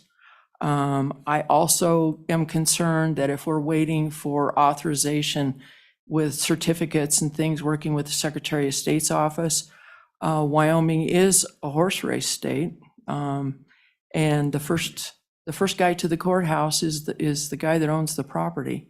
I could see there being some issues with that just because of the way our recording statutes are set up. So it's a little deeper than just looking at trying to determine the ownership of the property as far as the clerk is concerned. There's more involved with that, and we'd need more support statutorily and particularly for the resources to do that. Maybe additional staffing, maybe it is a database. I don't know. And maybe the best place to go here too is I understand the urgency and I appreciate the purpose. I see your concern, but maybe this needs to be an interim topic for all of us to be able to pull together and figure it out and make sure it's right. Just my suggestion, but I'm happy to stand for any questions, but I appreciate your understanding and your concern for the county clerks. and I'm still trying to sort out how this hypothetical framework works, because what we have in place now, I'm convinced won't work. That's why I'm curious how some other states have done it. But I'm almost thinking in my mind we need, I don't know whether it's a database or researchers ahead of or in between before the clerks even get into it. As the Secretary of State mentioned, a self-reporting deal probably won't work on it. Somehow before all this is filed with the clerks, you have to know ahead of time, and whether it's a research team within your office or whether it's somebody ahead of it, possibly even with the realtors, or except not all of it goes through realtors either. So go ahead, Representative Craigo. I'm still trying to sort out the hypothetical part of it. Mr. Chairman, bit of a privilege, if I might, because it's really not a question for Ms. Langford, although she'll probably know a little bit about it, is in a lot of the other states, the closing mechanism for transferring real estate is much different than it is in Wyoming. A lot of states, you actually have to involve a lawyer. You have to involve a lawyer. There is no way around it. You have to use a closing firm that involves a lawyer, and the lawyers are essentially on the hook for making sure the transaction is done legally and properly. We don't have that in Wyoming. You don't have to involve a lawyer at all. If somebody wants to transfer me a piece of property, they can hand it over with the deed. And I think in a lot of these other states, that's the difference in the process. And we don't have that statutory framework or mechanism set up so that on the front end, we can know what's going on with these transactions. I mean, a lot of us go through closing title companies to acquire title insurance, et cetera, but you don't even have to do that. If Ms. Langford wants to sell me something and I want to buy it, we can do the transaction right here. I can write out the deed. I can take it down to the local office and have it recorded. We always joke that you can record a ham sandwich if it's properly notarized. And I mean, there's some truth in that. The clerks are bound to record anything that comes into them as long as it's properly acknowledged. And so I just wanted to point that out, that they're under duty, the way our statutory framework is set up, to record whatever comes in. Whether it's right or wrong, it's not their call to make. They don't get to make judgment calls. That's for somebody else to sort out. They just do the duty of actually recording the document. Mr. Chairman. Yes, Representative Banks. While we have Ms. Langford here, I would have a proposal and see what she thinks about that. So on page 5, section E there, if we take it, each county clerk shall report to the Secretary of State, and then strike the language all the way to line 2 of the next page where it says, if the clerk.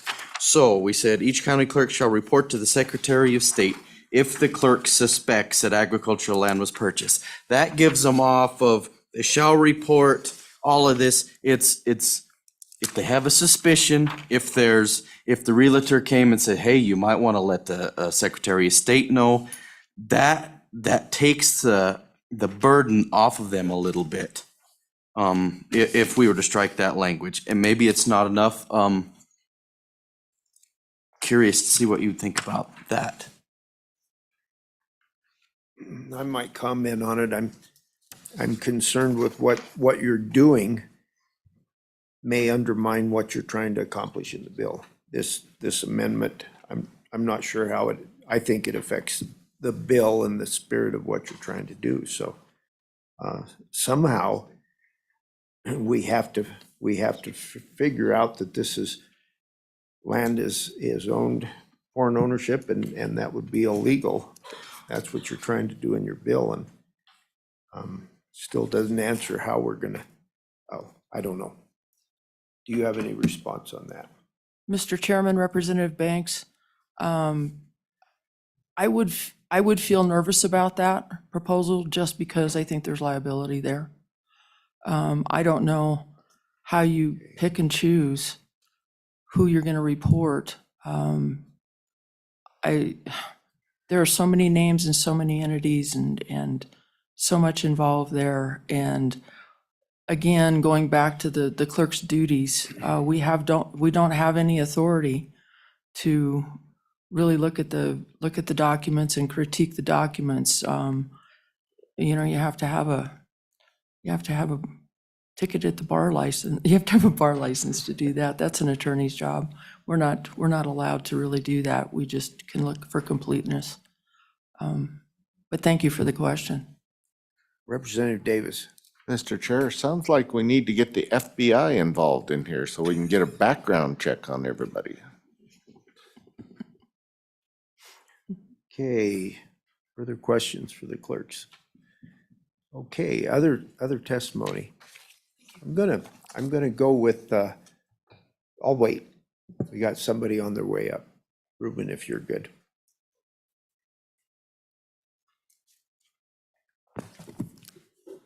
Mr. Chairman, members of the committee, Dixie Huxtable, Converse County Assessor, and here just as the Converse County Assessor, our association has not met on this bill.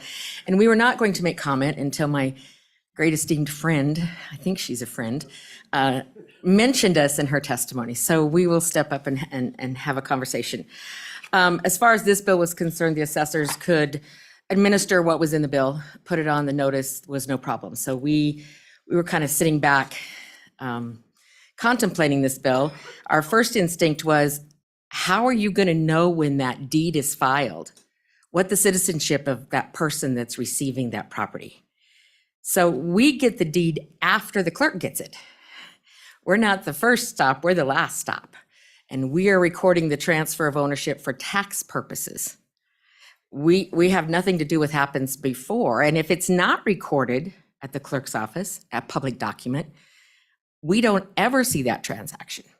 So in this bill, the only other concern we had was they're defining agricultural land, and as long as it's not something that we have to go out and classify as ag first before the sale can happen, it's really not in our wheelhouse, because we do have land out there that's being used under this description that's not classified as ag because they may not meet the other three criterias to become classified as ag. So this is a piece of the pie to get classified as ag for tax purposes, but it's not all of it. The monetary requirements and all that's to be ag. So kind of mixes and matches it where you could have property out there that really is, as the previous speaker said, it's being used for agriculture, but may not be classed as agriculture. So this is kind of a broad, having these definitions in here is pretty broad, but it's the tax policy of your group to make that decision. Statement of considerations were mentioned. Those are created by the State Board of Equalization, and the rules that govern them come through that agency. They deem that every deed, with a few exceptions, must have a statement of consideration. The clerks cannot file a document without it. They're doing a really good job of getting them. Sometimes they're not very complete. There's a lot of reasons for those statement of considerations besides the monetary dollar amount that was exchanged. Contact information. Who do we mail the bill to? Who do we call if we need to inspect the property? All those things are part of that statement of consideration that we are currently struggling with every single day. I think every county assessor will tell you they have trouble. So our first thought when this bill come up is, well, could they just add something to the statement of consideration? Well, if you're not getting them now and you're not getting them filled out, the chances that you're going to get them then are going to be a little rough. Are you going to require that every deed that gets filed at the clerk's office comes with a proof of citizenship? Whoever's receiving that property has to have proof of citizenship? Because we don't know, and I'm certain the clerk doesn't know, that that name on the deed is foreign in any way, shape, or form.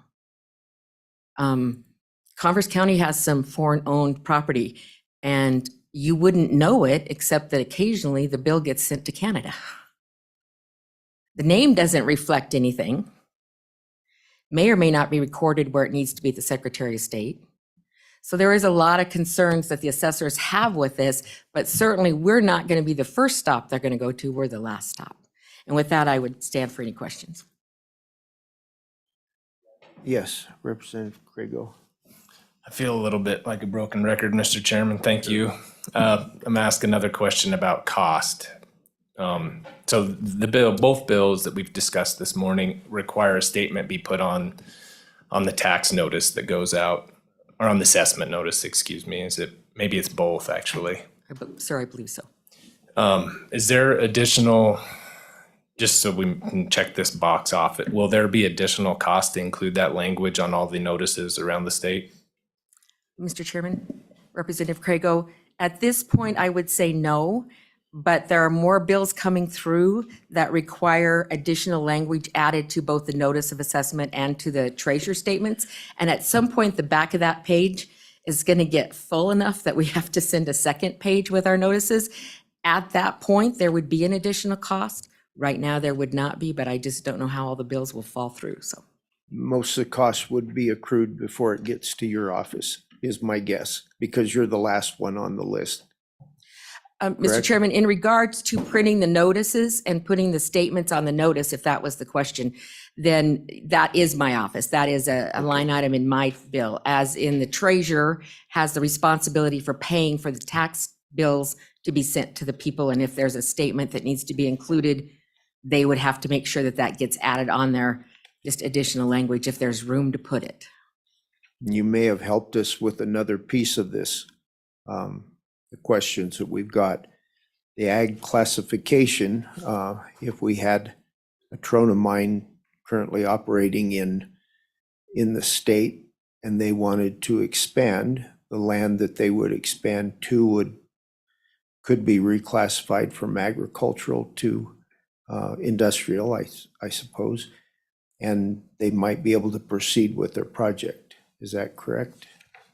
Mr. Chairman, I believe so, yeah. They when it changed from an agricultural use and they restricted that surface use for the mining purposes, and it would change to industrial. I would make a statement, I have coal in my county, as does the county north of me.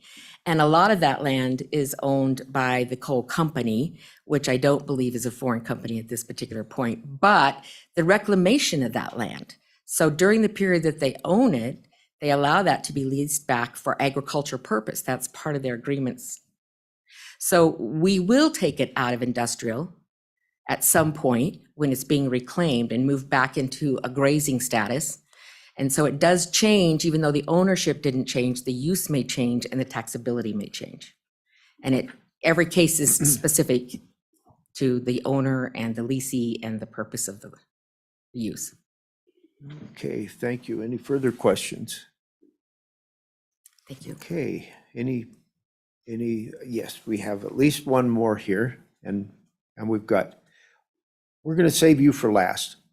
If you don't have someplace you need to be right away. All right, thank you. Representative Tarver.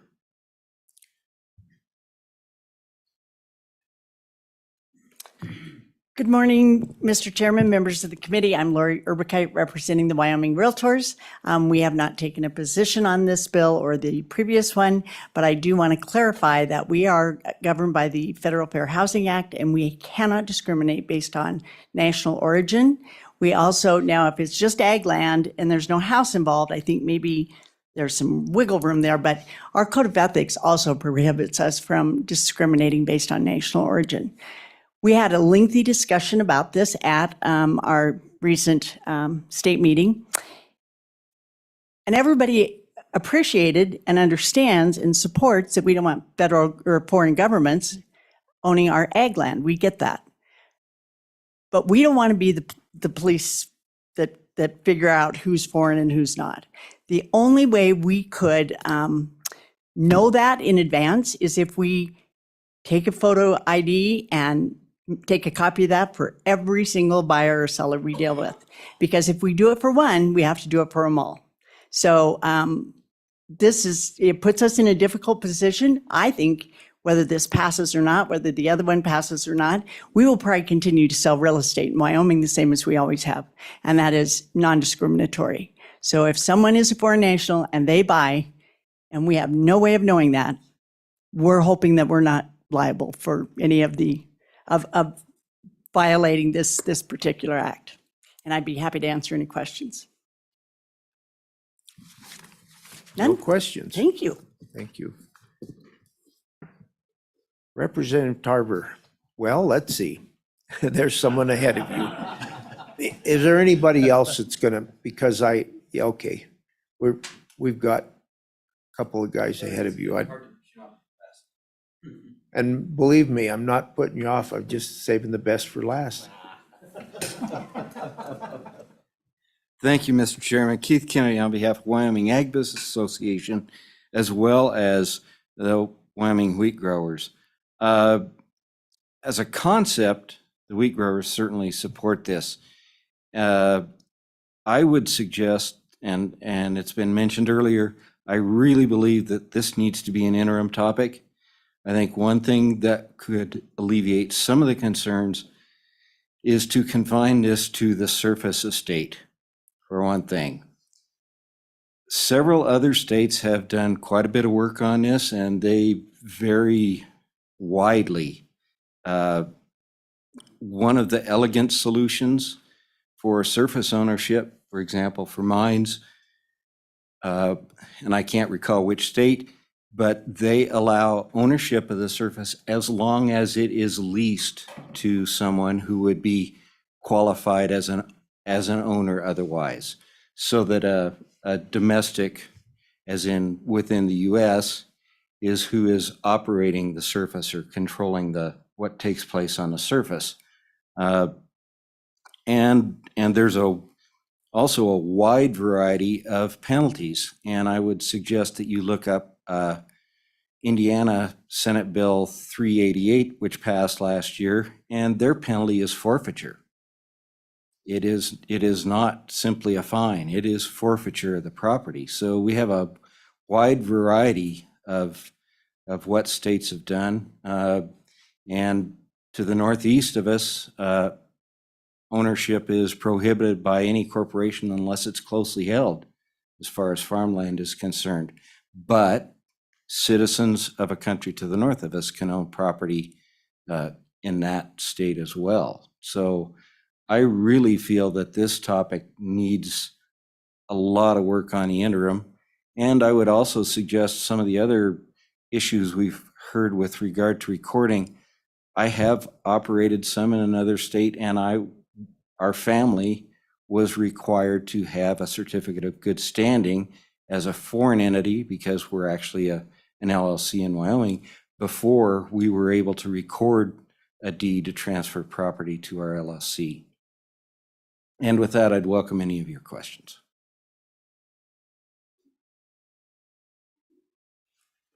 Thank you, Mr. Kennedy. Mr. Moline. Yeah, Brett Moline, Wyoming Farm Bureau Federation's positive parts on this bill is it bans all foreign ownership.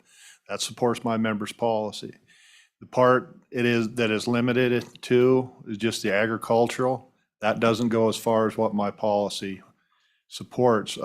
My policy is all resources, land, water, minerals. With that, Mr. Chairman, I believe you've heard from me enough on this issue, and I would sit for any questions you or the committee may have. Okay. Thank you. Oh, you had a question. Go ahead. Representative Craigo. Thank you, Mr. Chairman. And I can't remember, I've asked you multiple questions, Mr. Moline, but would you also support the idea of getting this on the interim topic list? And would you and your members be willing to help us through that process? Mr. Chairman, Representative Craigo, definitely. If these bills don't go forward, it's imperative that this is a strong issue right now. Getting it, if these bills don't go, having it on the interim is a fantastic idea. I would strongly support that. And it would be both concepts, ownership of all property and as well as ag land and just included. As in per there. my members' policy, what I would support is no foreign ownership of any resource in Wyoming. Okay, Representative Alleman. Mr. Chairman, Mr. Moline, you would work on them in the interim, but do you think they should pass now as they are? Thank you. Mr. Chairman, representatives, I've stated there's positive and negative aspects according to my policy on both bills. I want them to go forward.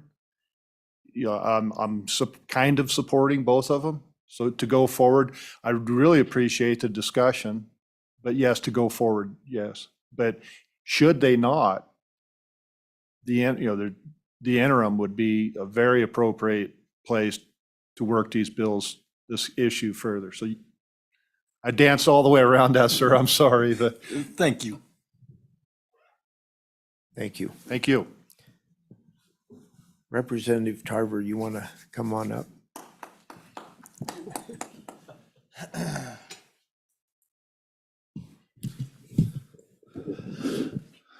Mr. Chairman, Ruben Tarver, House Representative 52.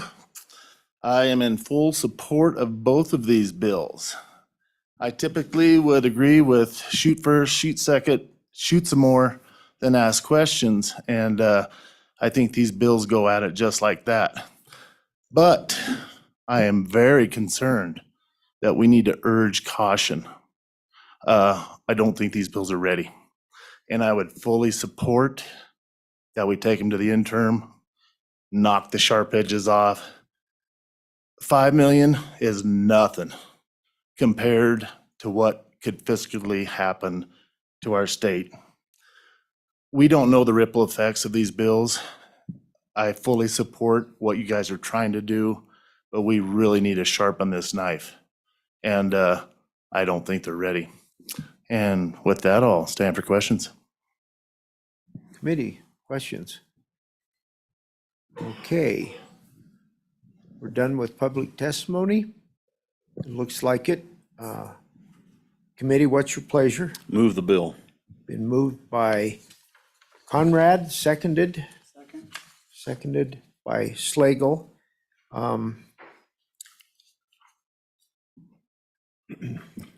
I guess I'm just going to go ahead and talk a little bit here. The grandfathering doesn't address my thoughts on property rights, and nothing we can do with the bill probably will. Some of the things that maybe aren't even addressed, the person that is a foreign interest probably would not be able to transfer ownership to their children, or I'm not sure. It would have to end probably with them, is my guess. And the sponsors, because we've kind of got two of you that understand this better than I do, could address that. But I that part isn't addressed, but I do think it's a huge problem. And a reason to take it to the floor is to expose the rest of the House to what we're doing and get maybe some wider input. More than likely, it needs work in the interim. And we're talking about a hypothetical structure that we don't have. We don't have it in this state. And it's been indicated that other states have a different way of doing things, and we're able to pass pass it in their state without a huge difference in the way they do business. So that's a concern. I do think an interim study would be warranted, but and if we took this to the floor, it would kill a good many bills. I don't know whether our leadership wants to do that, because this took more time than I anticipated. Representative Grego. Thank you, Mr. Chairman, and I forgot to mention this in the discussion of the last bill, and I apologize to the committee and the folks out here, but Article 1, Section 29 of our Wyoming Constitution reads as follows: Rights of aliens, period. No distinction shall ever be made by law between resident aliens and citizens as to the possession, taxation, enjoyment, and descent of property, period. And so I think, and I meant to say this, I got wrapped up in the money deal on the last one, trying to protect our clerks, but I mean, I think both of these bills have facially unconstitutional provisions built into them because of Section 29 as it reads right there. And so I think that just causes problems. We can regulate corporations because corporations are created by government. They're created by the state. And so we have way more leeway, as Representative Conrad read out of the Constitution a little bit ago. We can regulate companies and corporations and LLCs because we allow them to be created. People are different, and we have to treat them differently than companies. And so I think when we start getting into this discussion, whether it's on the floor or in the interim, we just have to keep that in mind. And you know, I think we live in a wonderful place, and the Wyoming Constitution is very protective of individual liberties and rights, and maybe more so than most other states. I don't know if other states have that exact provision, but that might be one of the reasons why other states are able to enact these laws, and we may not be able to, at least not to the extent we're thinking. So we just got to keep that in mind and hoping we can work on it. I'm very supportive of doing an interim topic. I said that on the last bill, and I'm saying it again on this one. It's an issue we got to tackle, but I want it to be right. I don't want us to pass a law just to have the Supreme Court strike it down and say, You guys didn't do your due diligence. You didn't make sure it complies with constitutional provisions. And then we got to start all over again. Is it worth waiting a year to make sure we get it right? I think so. I'd rather us pass something out of this committee that passes constitutional muster and takes into consideration all these other things we've talked about and gives us the thing that some of the new members, the freshmen, haven't been through an interim process. And the amount of information we gather through the interim process is amazing. And we have our lawyers sitting over beside us the whole time, and we can ask questions, and we can assign them to do research projects, and we can figure out what all the other states do. We'll actually get a memo. What are the other laws around the country, and how do they make this work, and how does that interplay with our Constitution and the laws that we already have in Wyoming? And I think that's really the route we need to go, not trying to kill the idea. I'm trying to make the idea better and make it so it works for Wyoming, and works within the bounds of our Constitution. And so again, I'll be a no vote on this particular bill. I'll probably going to bring the same amendment here in a minute, just so if it goes forward, I feel comfortable that I've done, at least tried my best to make sure the clerks have the resources to do what's set forth in this. So if it gets to the floor, if nothing else, we have a discussion about what additional resources, what additional work is going to have to happen to make this bill effective. And so with that, Mr. Chairman, like I said, I'm a no, but I would like to bring my amendment, the same one that I brought on the last bill. And if, just so the committee understands, we're a lot of new people. To get it into interim study, we would take it before management council, and I would do my best to get this as a topic of study. And I'm usually fairly convincing on those things, but I don't always win against them. Representative Alderman. Thank you, Mr. Chairman. So all we would have to do to make this constitutional is strike the word foreign person out of the bill everywhere, if that's correct. I'm looking at this as we don't have time, folks. We are living in a very dangerous world right now. And I think we have doubled the number of foreign ownerships in 10 years. We're out of time. We need to get this done. And if all we have to do to get this done is strike the word foreign persons, I'd like to put that as an amendment to strike the word foreign persons throughout the bill. Thank you, Mr. Chairman. It's been moved that we strike the word foreign persons in the bill. Is there a second? Seconded by Slagle. Discussion on that amendment. A question I've got is, if we do that, then does it fix our constitutional problem? We still have foreign governments. Are you asking me, Mr. Chairman? Well, so what I'll say, so I'm just trying to use the word, the definition of government are peoples. So I'm not sure that we've fixed it exactly. And I don't think we're wanting to change our constitution to fit the bill. So, no? Okay, that's hard to do. Go ahead, Representative Alderman. Yeah, thank you, Mr. Chairman. I don't want to change the Constitution with their bill. I want to change their bill with the Constitution. Sure. And I just think if that did it, cleaned it up constitutionally, I'm all for it. But yesterday on the House floor, there was 3 lawyers. 2 of them were saying it was constitutional. The third one was saying, no, it's not. So I think constitutional comes from a court. But what Representative read from the book was from our Constitution was very clear to me. But I think if all we have to do is strike the word person, I'd like to see that done. Thank you. Yeah, I agree. You get a room full of lawyers and they'll all have a different opinion. No offense to you, but you kind of know that already. Mr. Chairman, that's what we get paid for, is to have opinions. As to the amendment, I'll support the amendment because I brought it up. I don't know if it solves the problem. Sitting here today, I don't have time to read through and line that out in my head, because how the interplay of the definition of foreign person also interplays with the definition of foreign business. to be honest with you, I don't know sitting here whether whether it necessarily fixes the problem as drafted. I mean, I think there would be a way to do it. Like I said, other states have done this, but sitting here, I don't have an answer, but I will support the amendment because I think it's at least a step in the right direction. And we, if this goes to the floor, that discussion can be had there by the rest of the lawyers, and I'm sure I'll still have an opinion. Representative Banks. Thank you, Mr. Chairman. So if we do that, strike all foreign persons, that I think at least partly covers your question, Mr. Chairman, of if somebody has it and giving it to their kids. Well, if it's just a family or if it's just one person, then if we strike that out, then that ownership, I believe, can be transferred on to their children.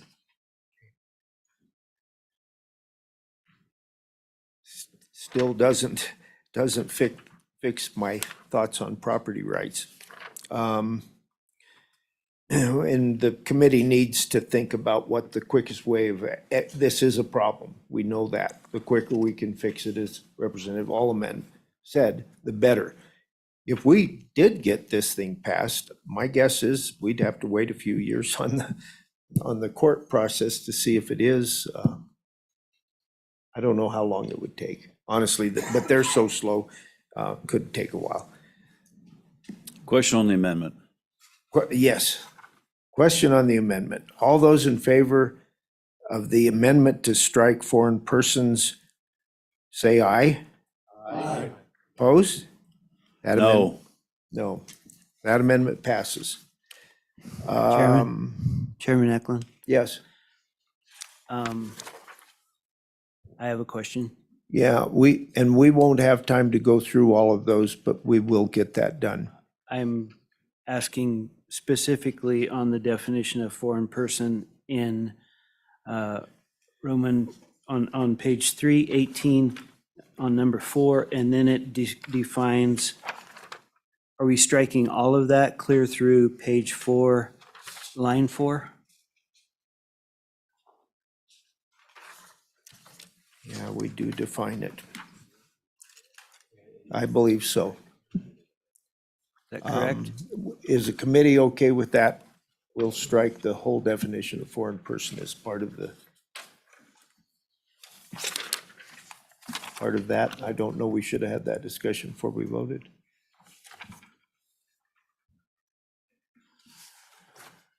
Okay. Thank you. I think we will. Gonna use my power as chairman to say that, yeah, we'll take that whole portion out, but we'll go through the bill and remove all of that if it passes in the amendment. If the committee's okay with that. All right, good. Any other amendments? Representative Crago. All right, thank you, Mr. Chairman. On page 2, line 20, I'd like to strike subsection E, any other agricultural purpose. And on page 4, line 8, I would like to strike the words or otherwise acquire. Representative Banks. Can I add an additional friendly amendment to that we heard from our good Trona people that also had excluding a long-term lease? That was, I think she suggested add right in there. Okay, are you? Mr. Chairman, if I may respond to that, by striking otherwise acquire, I don't think we need to add the language long-term lease. I think what they were saying is if we're not going to strike that, then we need to put a clarifier. But I think by striking that, we make it clear that it's only a purchase, a deeded purchase that qualifies under that statute or that subsection. Okay, any further discussion on that amendment? And go ahead. I was busy striking out the previous amendment. Okay. And I didn't get what you had asked for. All right, go ahead. Thank you, Mr. Chairman. So the second part of the amendment is on page 4, line 8, strike the words or otherwise acquire.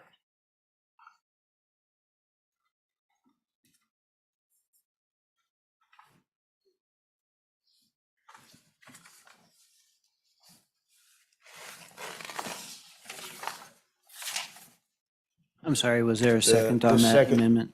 Okay, Okay, Slagle seconded it. Was there another part? No, just those two Okay. pieces, Mr. Chairman. All right.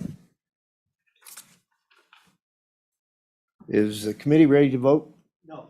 No, go ahead, Representative Alderman. Thank you, Mr. Chairman. I do not like this amendment because it says that otherwise acquire, it could be a land trade from a piece of property that is owned somewhere else, traded to a foreign entity, but through a land trade and not a purchase. I like the wording as it is. Okay. Further discussion? Question being called. All those in favor of this amendment, say aye. Aye. Opposed? No. Raise your hands.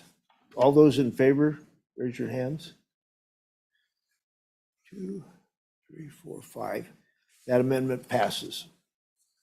Any further changes to the bill or discussion on the bill? Okay, yes, Representative Craigo. Thank you, Mr. Chairman. One more amendment, and this would just mirror my amendment in the last bill, because I think these two are going to be going forward together. And I think we're going to be discussing them together when we get to the floor, and there's probably, we may end up amending portions out of one bill and putting it in the other, and or vice versa. And so I just want them to be as close as they can to being, identical on outside of the difference. One applies to all lands and one applies to ag lands, and one applies to all countries and one applies only to certain set of countries. So I'd like to put the appropriation in here, mirror appropriation. And so on page 9, section 4 will be renumbered as section 5. Section 6 would be renumbered as, section 5 would be renumbered as section 6. And the new section 4 would be an appropriation of $5 million out of the general fund to cover any expenses to the clerk or secretary, the county clerks or secretary of states necessary to set up a system to implement the processes required by the bill. Okay, go ahead, Representative Alderman. Okay, let's see if we got a second. I don't know if we have a second on that yet. Okay, been moved and seconded by Davis. And we do have discussion. Go ahead, Bill. Thank you, Mr. Chairman. I guess I'm fine with that because it's going to happen.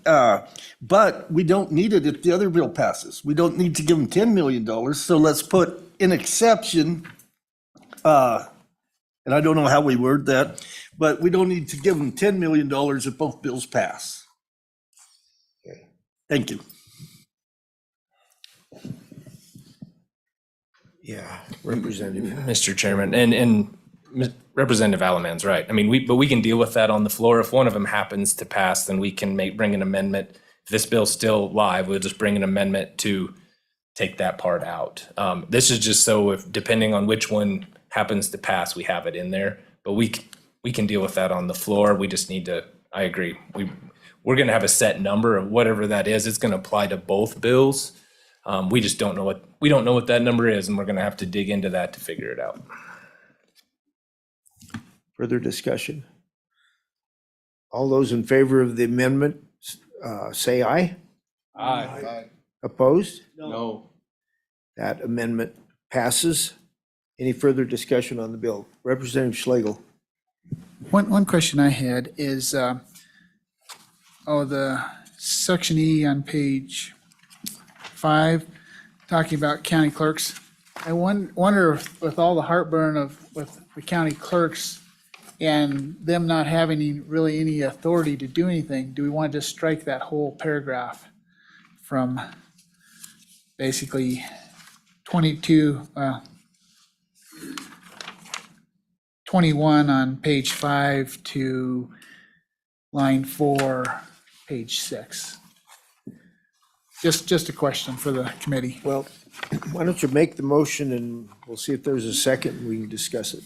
I move that we strike that whole paragraph, starting line 21 on page 5 to line 4 on page 6.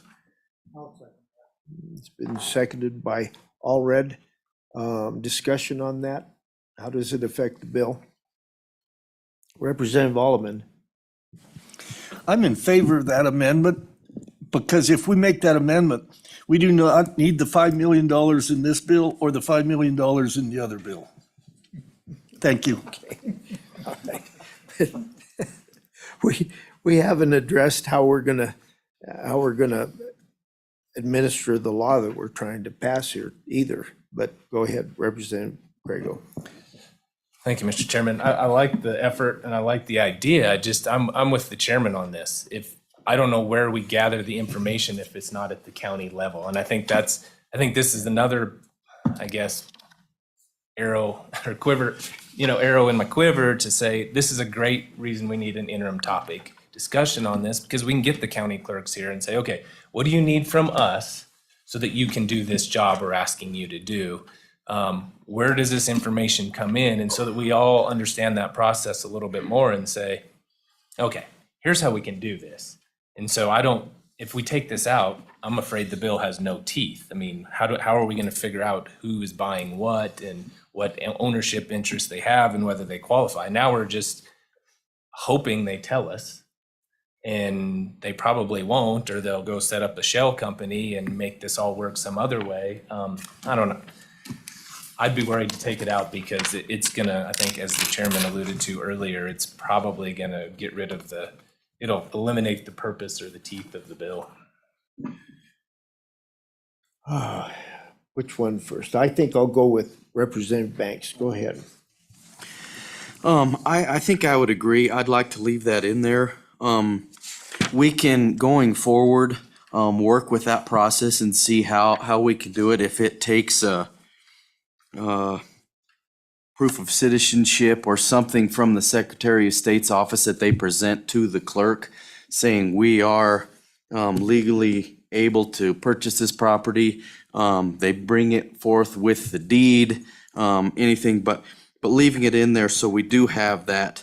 And then just as we go forward, add to the process if we would like to see. Representative Alderman.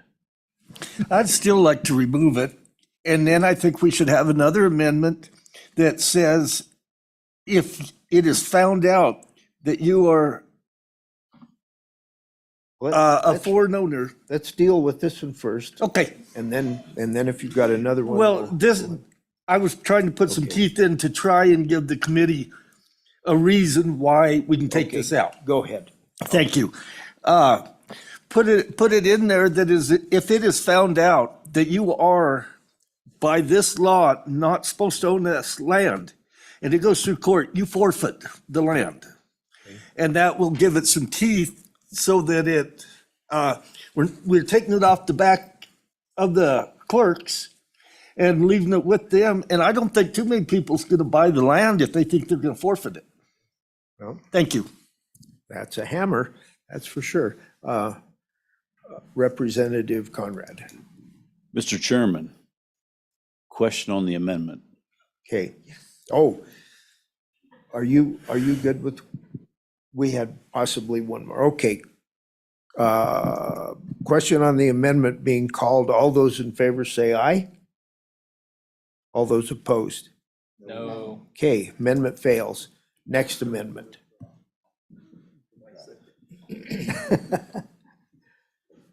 Go ahead.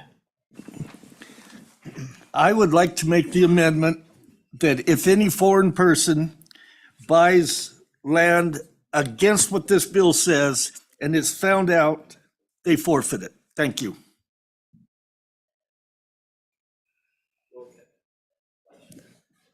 There's a motion. Is there a second? That didn't go far.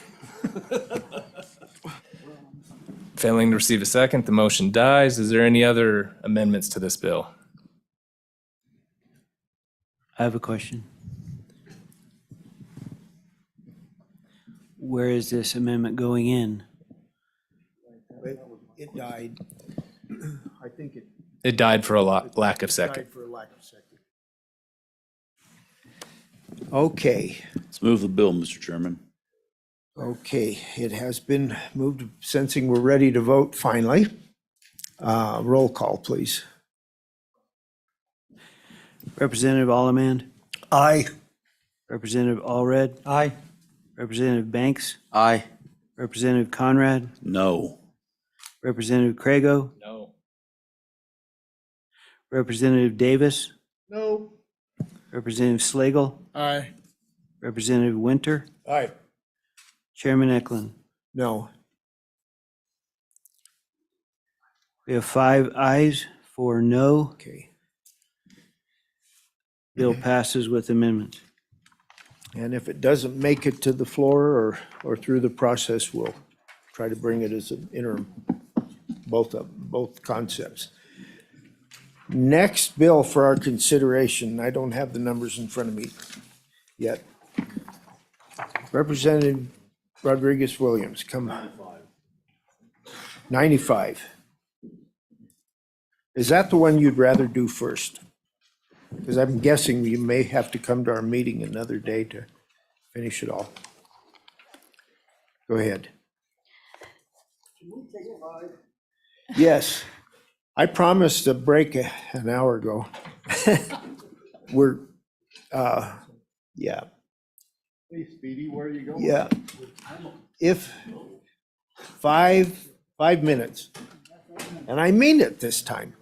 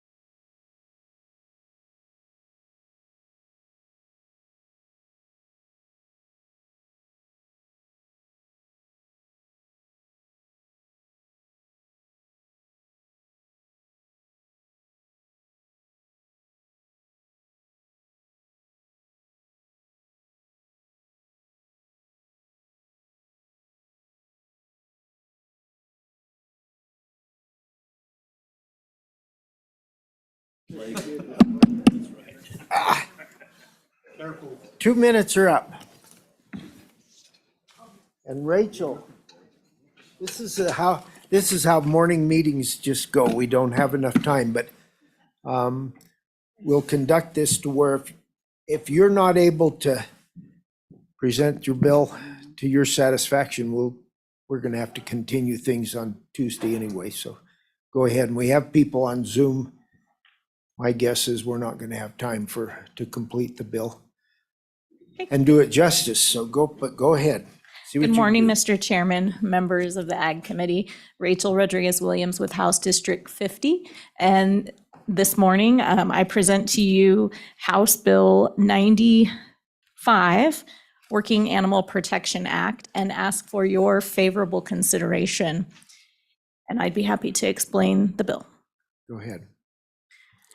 Mr. Chairman, members of the committee, this is a good little bill that essentially helps solve the problem of the deterioration of our Western heritage within the state of Wyoming. This legislation is intended to protect legal, law-abiding animal enterprise from the animal rights extremeness agenda that's infiltrating our state. What this bill specifically does is it prohibits counties, cities, and towns from enacting and enforcing policies on the use of working animals as specified through the bill. This bill does not amend any Wyoming law that relates to animal care, public health, or public safety. And again, I draw your attention to the words lawful commerce or animal enterprises. On page 4 of the bill, subsection D, the definition of working animal is described, and the term excludes, or it states the term shall not include rabbits, llamas, cattle, swine, sheep, goats, poultry, or any other animal that is used primarily for the production of food or fiber.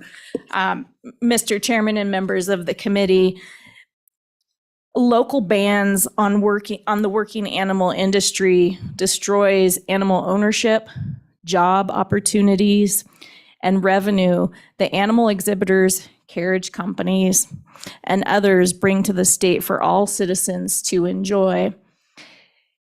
One of the main reasons that I bring forward this bill is there is a trend across our nation where these organizations that push an extremist agenda target municipalities. In the state of Wyoming, are to pass municipal code ordinances to ban such legal animal enterprises.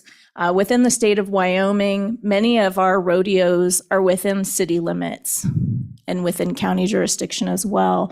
And so what this bill would essentially do is protect that industry, which thrives our tourism industry tremendously. And Mr. Chairman, I would stand for any questions. Questions, committee. Mr. Chairman. Representative Conrad. Chairman, thank you. Representative Rodriguez Williams, what precipitated the bill, just for an educational purposes for me? Thank you, Mr. Chairman, Representative Conrad. Several things. As I mentioned earlier, there is a nationwide trend to ban some of these things, such as our events, such as rodeo and horse-drawn carriage rides.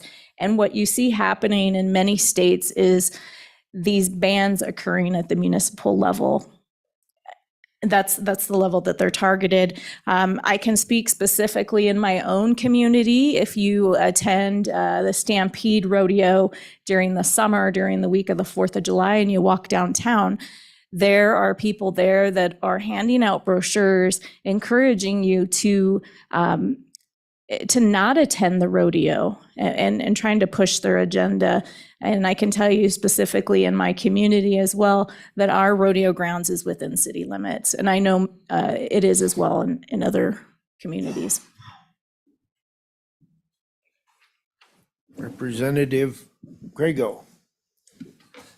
Thank you, Mr. Chairman. Representative Rodriguez Williams, could you tell me, because I'm just curious, why we excluded this long list of animals from protection, in particular cattle? I mean, I think we're talking about rodeos, and almost every event at a rodeo happens to involve cattle, or some, variety thereof. And so do you know why we exempted that within the statute? Thank you, Mr. Chairman, Representative Craigo. You're not the first person that's asked me that. If you look down further in the sentence, it says, or any other animal that is primarily used for the production of food or fiber. So we don't usually use dairy cows for rodeo. I would be open to amending this if the committee so feeled. I recently learned about chicken roping. So there's a variety of different events that occur in different communities. Follow up. Thank you, Mr. Chairman. Sorry, I should have been more specific, Representative. Is there a reason we even need the exclusion? I guess would be my question. Why does that terminology even need to be in the bill? Maybe that's what my question should have been. Sorry. Chairman Eklund, Representative Craigo, I don't have a specific reason for including the exclusions, and I would be open to removing those if the committee so desired. Okay. Representative Davis? The good chairman, vice chair, asked about the same question I was going to ask, because there is chicken dropping bingo, there is goat tying, there is sheep riding, and then, there's, and as far as communities, I mean, goats are becoming a pack animal, and llamas are becoming a pack animal that they're using on hiking and day trips and stuff like that. So that's big question there. So thank you.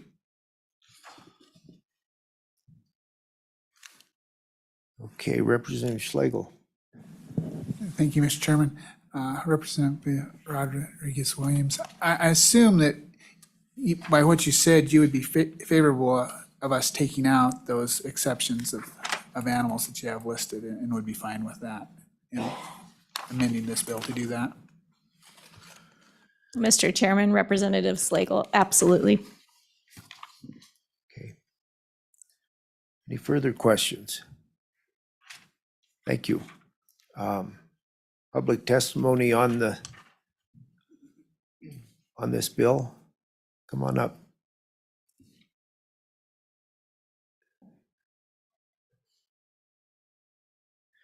While you're settling, one of the things that to help address, this is a supplement to what the rodeo industry is already doing, and I'll use that word because it's one of the biggest reasons this is being addressed.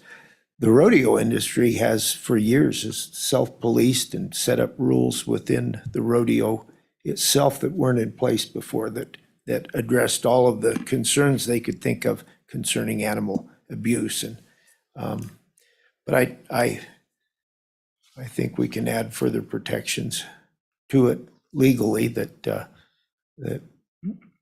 and that's what we're doing here. Mr. Mayor, when you're ready, go ahead. Mr. Chairman, my name is Bob McLaurin. I'm with WHAM.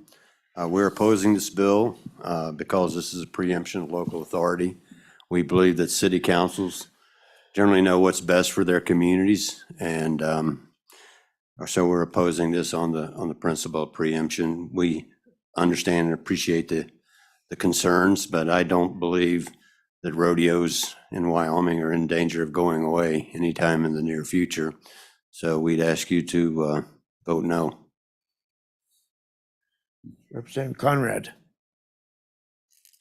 Mr. Chairman, thank you. And I appreciate the testimony that's been given so far. I will just share just a brief email that I received, which I think captures the most recent testimony, it says this act, more importantly, disempowers municipalities and counties from addressing problems specific to their communities.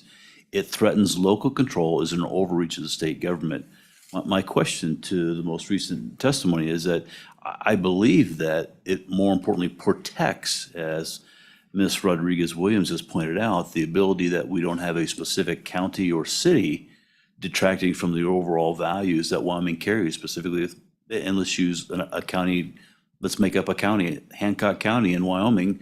Their local city council says we're going to ban chicken bingo, goat roping, or whatever the case may be.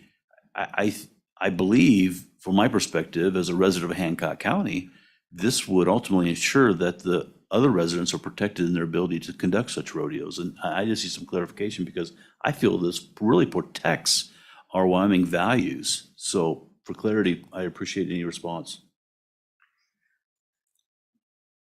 We, Mr. Chairman, Representative, we just believe that, that the local authorities know best what's best for their communities and ought to be able to exercise local jurisdiction. I appreciate the perspective, and I know this bill is going to pass, but our members are opposed to it. Okay. Thank you, sir. Any other questions? Thank you. Thank you, sir.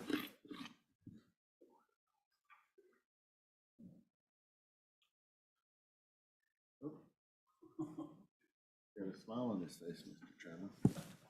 Yeah. Excuse me. Always. Mr. Chairman, Committee, Brett Moline, Wyoming Farm Bureau Federation, sitting in support of this bill. I do acknowledge that this does change some things at the local level. Typically, my organization is very firmly in favor of decisions being made at the local level, but sometimes at the state level, you need to have this type of guidance. And I think I'm deleting out that, the part about the exceptions. I hate computers. Where it talks about the rabbits and stuff. My opinion, that's not needed. I like the definition of what these animals are used for. Perhaps we haven't had much of a problem with this in Wyoming, but I can dang sure see it coming. And one thing I really appreciate about this legislation is it's proactive. In the legislature, so many times you don't get the opportunity to be proactive and to solve a problem before it occurs. As many times we're looking at it the other way. We have a problem, then we try to solve it. But with that, I know I'm rambling, trying to be brief, and I'm not good at it, as you've noticed. But Mr. Chairman, sitting firmly in support of this bill, and I would sit for any questions you or the committee may have. Committee. Thank you. Thank you. I'm going to be breaking my own rules. We're going to be late gaveling in, but hopefully the system isn't working upstairs again. Mr. Chairman, I'll be very brief. We fully support this bill with the amendment that has been suggested because those animals are critical to these things. The only point I would mention, we talk about rodeo a lot, and that's important to Wyoming, but something that is included in here that's extremely important, education and our 4-H programs in our local communities that are critical to training these young people. And I think that above all is a major motivating factor why we need this legislation. With that, Mr. Chairman, appreciate the opportunity. Thank you. We have someone on Zoom. I think we'll bring them in at this time. I don't know if you can hear me or you're still there. Try to be brief. We're supposed to gavel in 2 minutes ago. So go ahead. Thank you for. Hello, Mr. Chairman. I can see you. Just takes a minute to get logged in as a panelist. My name is Brittany Tennant. I'm the CEO of the Cheyenne Animal Shelter, and I'm here today to express opposition to the bill. Our opposition comes from the fact that the bill is far too broad and that we are lacking existing definitions in the state statute in order to prevent sort of collateral damage that could be done as a result of the bill's passage. I want to give you some examples here. There is no definition of a working animal in the state statute. And so some of the potential ramifications you might see Could include like interference with the work of a service animal. Right now, we have lots of city ordinances that are designed to protect service animals in the line of their work. And removing those protections for them could involve allowing people to have public access to spaces with animals that they consider to be a working animal, like an emotional support animal, for example. So that would involve bringing an untrained, unsocialized animal into a public space, potentially posing a threat to a certified service dog under the guise of that emotional support animal being a working pet. Also, because we don't have an established state definition of these working animals, we would be forced to rely on sort of a generally accepted definitions. And that's going to come into conflict with something like breeds of dogs that are known to be working breeds of dogs. So if that were to mean, for example, that I have a blue heeler in my house that lives in my backyard and is my pet dog, this is a breed of dog that is normally considered to be a working breed. Would that then mean that the city's existing leash laws no longer apply to my dog if I decide that he needs to burn off his energy and do the work he's designed to do by free roaming our neighborhood? Also, in the animal welfare industry and in the sheltering industry, it's common practice for us to refer to free roaming cats as working cats. But we have lots of ordinances in place at the city level to help us manage those populations, prevent the spread of disease, and prevent nuisance behaviors for these cats. So if we don't have protections for those, or if we aren't allowed to enforce those restrictions on those animals, there could be some far-reaching consequences in terms of the free roaming cat population that we have in all of our municipalities across the state. There was no consultation on the part of this bill's sponsor with any companion animal industry experts. And so there's no consideration at all of how that's going to affect our work at the local level. And frankly, these organizations are doing a ton of work at the local level on these local ordinances. While there's no fiscal note attached to it for the legislature, the compliance issues that would be involved at the local level to undo all of the work that we have done to create a lot of these ordinances would be really expensive. It's going to be very time consuming for our local officials, our local governments, and for the experts who have been designing these ordinances over the years. I just think that this is overreach. It doesn't take into consideration all of the different ways that animals impact our lives and interact with us as a community. So in that regard, there's a lot of reasons that we're opposed to the bill. We've been talking about protecting rodeo animals, but this bill doesn't specify rodeo animals. It just says animals. And we have lots of ways that those animals show up in our society. We're also doing a lot of what if this bill for chicken bingo passes at a city level, but we're not doing any consideration of what is, which includes things like leash laws, protections for service animals, and free roaming cat management. So that's all I have to say about it today, but I will stand for questions from the committee. We're going to have to break this bill. And if you may be available for some questions either this weekend or Tuesday morning is when we're going to take it up again, I'd appreciate it. But we are late gaveling in, and I hate to do that. So Yeah. I thank you for your That's fair, testimony. Mr. Chairman. I'll watch the committee agenda and try to come back. And I do appreciate the committee for allowing virtual testimony too. Thank you for that. Thank you. This meeting's adjourned.